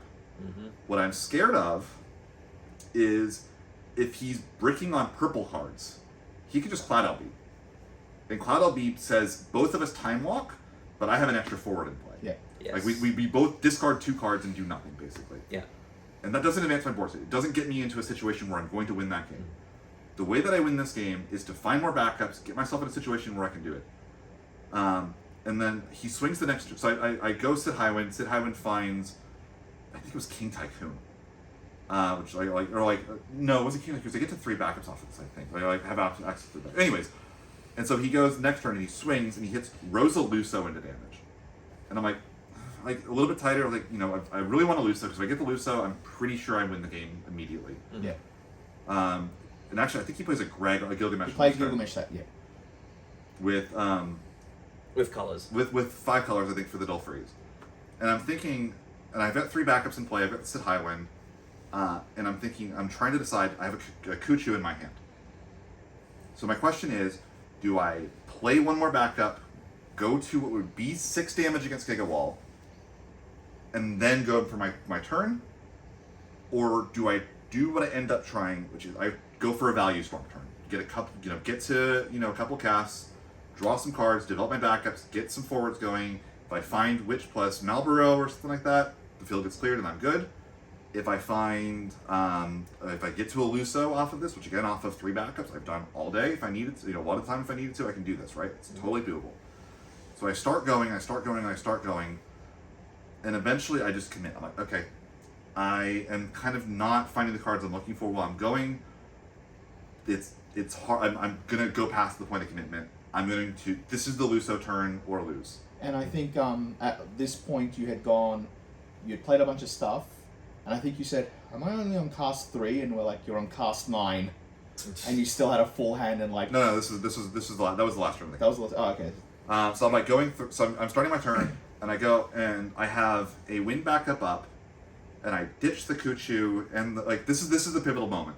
I have my 3 backups up because I go like backup Zoo, and that puts me on 3 backups, all active, and I have Lulu, Kuchu, like a couple things going, and I'm like, I think I want to push here, so I ditch 3 cards.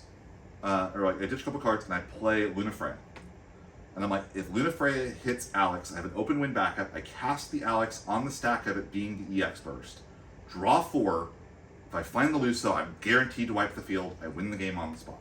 Like, you know what I mean? Like, I'm in a great spot. Yeah. I flip the 5. I hit Verena is my only EX burst. No other burst. No card that really gets me. Like, not like a Witch, not like an Akalu, no Ochu, nothing like that. Yeah.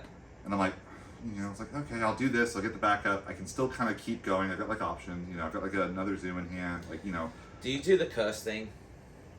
And you look at Oh, the no, I top? looked. You did the curse thing. Do you What know? was it?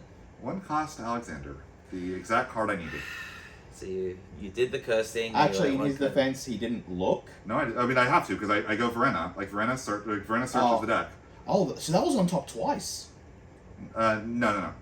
Just We'll get to the top later. I think I'm mixing something up. No, you're mixing this up. So I play the Verena, and I'm like, okay, put the Verena burst in the stack, search for the extra Princess Goblin in the deck, or whatever, and I look, and I go, top card, and I show him, like, top card was 1 cost Alexander. He goes, oh, I got really lucky there. Like, and notably, all 3 copies of 1 cost Alexander, I think, are still in the deck, or maybe one of them was gone, but like, enough of them are in there, like, I feel pretty good about hitting something good here, right? Mm-hmm. Even Kuchu, I feel pretty good about, right? Yeah. Draw a card, blank something, make things easy, like, that also gives me an out, too. I can stop going if I hit that. I don't hit that. We have to keep it, we continue. I get through, I start going, and I manage to get myself in a situation where I go cast 6, I have 5 casts, I have a Lulu in hand with the 1, no, I did have 1 cost Alexander in the Brixton. Okay. My lines are either Lulu, pick up the 1 cost Alexander, 1 cost Alexander would be cast 6, draw 2, if it's Luso win card, I can do it. Okay, now I'm remembering. Yeah. Or I can ditch the Lulu, play Vieira, and if Vieira hits the Luso, I tap the open win backup that I have, and I Luso, wipe the field, win the game. Mm-hmm. And I think I'm like, well, I think it's more likely that since it's the same thing either way, look at the top 2, not needing both cards to be wind is more likely than both cards needing to be wind. And Lulu being in play doesn't change the math on me living nearby. So I go for Vieira, and I flip 2, and one of the cards is Stiltskin, and I don't have enough to go Stiltskin Luso. Yeah. And the other one's like King Tycoon. And I go, pass. And he just goes, oh. Yeah. Because I'm in the tank. This is like a huge, very long, very complicated turn. Yeah. We're going through all this, like trying to figure things out. I literally at one point I do actually top deck a 1-cost Alexander, what gets me to this point to begin with, and like all this stuff. I'm like, I barely get there, to the what would be a Luso, and he goes to combat and swings, and the next point of damage, the next card in the deck, the one below the 2 that the VR flipped, was the second Luso. And he knows I only run 2, and then he windmill slams a fucking Kalmia down afterwards, and I have no way of removing the forward for the rest of the game. Because I exhausted the entirety of my LB on the last turn. Yep. Going for the thing, so I can't Titus the Kalmia away. I have no removal. I guess I can Zidane steal like an Axstar or something. It's like the only thing I can do. But in the end, I guess it doesn't end up happening. No, so, and the funny thing is, I'm also thinking like, man, like I burned all this stuff, I'm probably out of resources as well. Like I went so all in on this turn because it was the only thing I could do once I started going. Like, I don't think I can, even if I did want to, I couldn't do it. Yeah. But I'm like, it's semifinals, Worlds is on the line, let's play it out. Maybe I have an out in my deck that I don't know. And about. untimed, so there's no point. Untimed. Yeah. Like, even if it was timed, fuck it, play it out. Yeah. Yeah. Like I said, maybe I can go to a finish, Maybe I can Zidane. Zidane might have been gone too, but like regardless, like maybe Zidane can find me something that gets me to the end, right?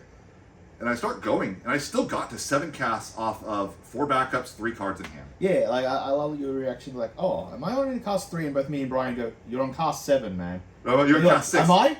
I'm on cast 6. You're kidding me. There's no way I'm on cast 6. Obviously as judge I was checking. Yeah. Yeah, because it's just like I just didn't care how many casts I had because like I don't have any Lusos, I just want to put a bit of an aside. While this is going on, I'm watching a very spectacular Ice versus Ice Earth game where everybody's just dull freezing everything, and I'm almost falling asleep. Yeah. So I end up losing, and again, it's one of those things like if I go one more turn, maybe the second Luso goes to damage, then I lose anyway. Maybe I draw more. Like I don't know if that was the right line. I'm pretty sure playing the Y'shtola on turn 2 wasn't correct versus the Sid Highwind, but like there are downsides to that line as well. Like.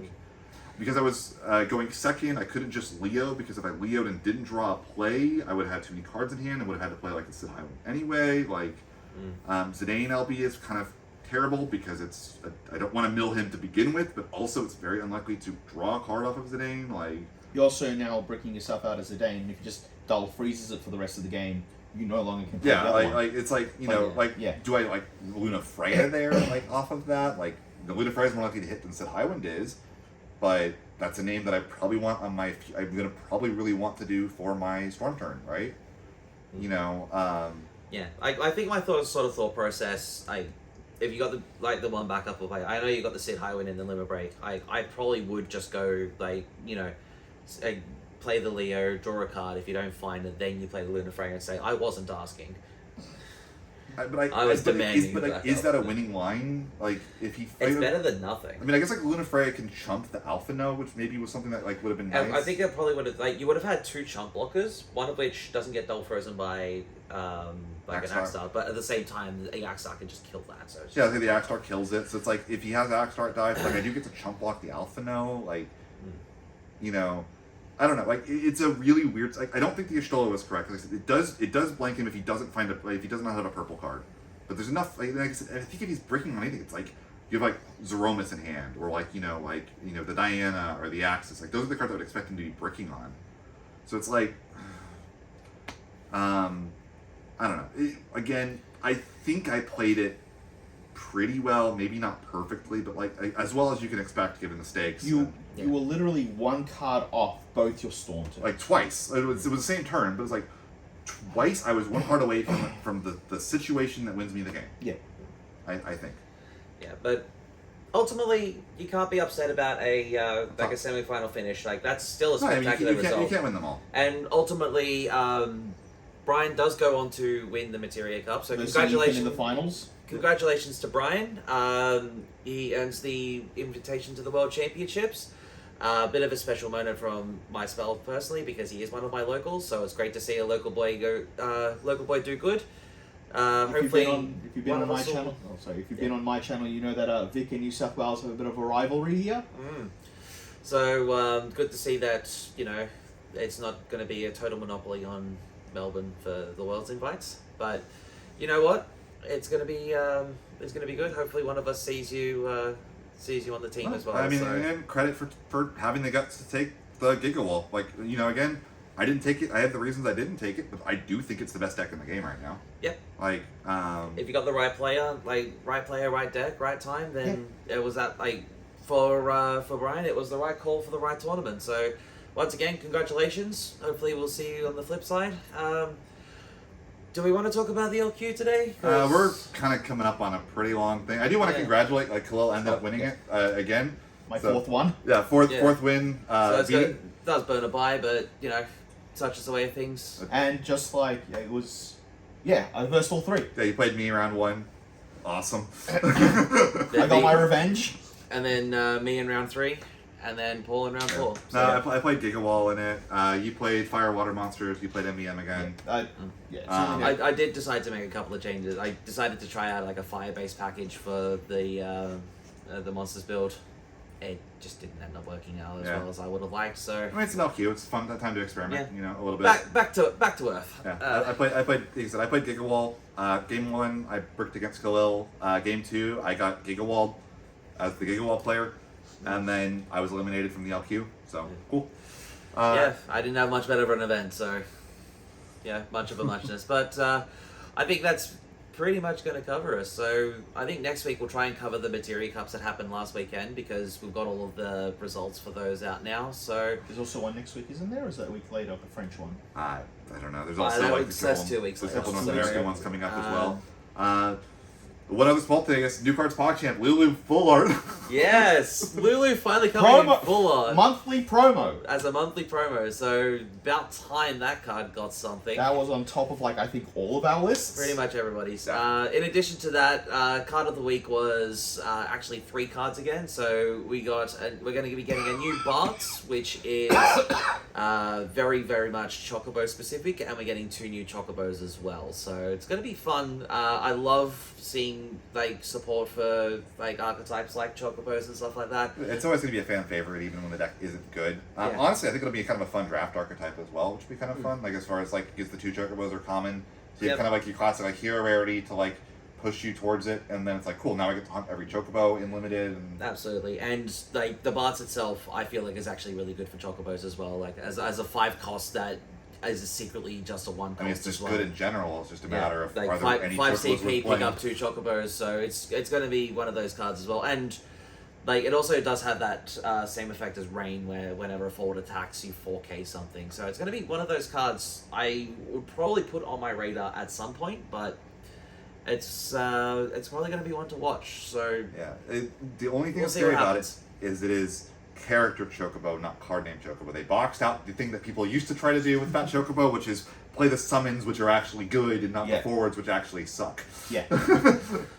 On the flip side, though, I think it's probably for the best that they did that, because then you do No, they're trying to box it into its proper archetype rather than make it splash. It was correct. It was correct to put that specific word on the text box, but I'm looking forward to see what people do with the Barts. I'm looking forward to seeing what people do with the new chickens. I mean, everybody loves chickens, so. I mean, to be fair, I also think the straight Chocobo, the baby Chocobo, is actually a really neat design. I think that is a legitimate card as well. Yeah, it's a really neat design. I don't know how good it'll end up being. It's a very specific thing, because there's not a lot that can dole a forward for value perpetually. But if there is, being able to do that twice in a turn. Hi, Una, how you doing? Thanks. Yeah. But I think that's pretty much enough to wrap us up. So thank you very much for Khalil to I'll just say a quick shout out. Any shout outs? Red Lantern Superman on Twitch and YouTube. That's where all of the Melbourne Australia MCs will be up. Oh, Oceania, because we also got New Zealand actually. Yes. Yeah, will be up. Where you probably won't see me until maybe the next one at Gold Coast. It'll be Gold Coast, yeah. Quick, I'm going to throw them under the bus. In the comments, the place we're staying at has a pool. Who wants to see pool stream for the next one? We review the MC while relaxing in a pool. Please, comments. This is going to be in August in Australia, so it is going to be cold. So challenge accepted. Apologies in advance for that one. I think who wants to see this topless? Only the finest of men on this channel. All right. Peak physical form. Peak physical form. I think that's pretty much us. And thank you for having me. Yeah, no, it's been a pleasure. A little bit longer, but again, kind of a special episode, so it's always exciting to, like I said, Materia captures some of the best times of the year. Like, these are really fun, they're really exciting.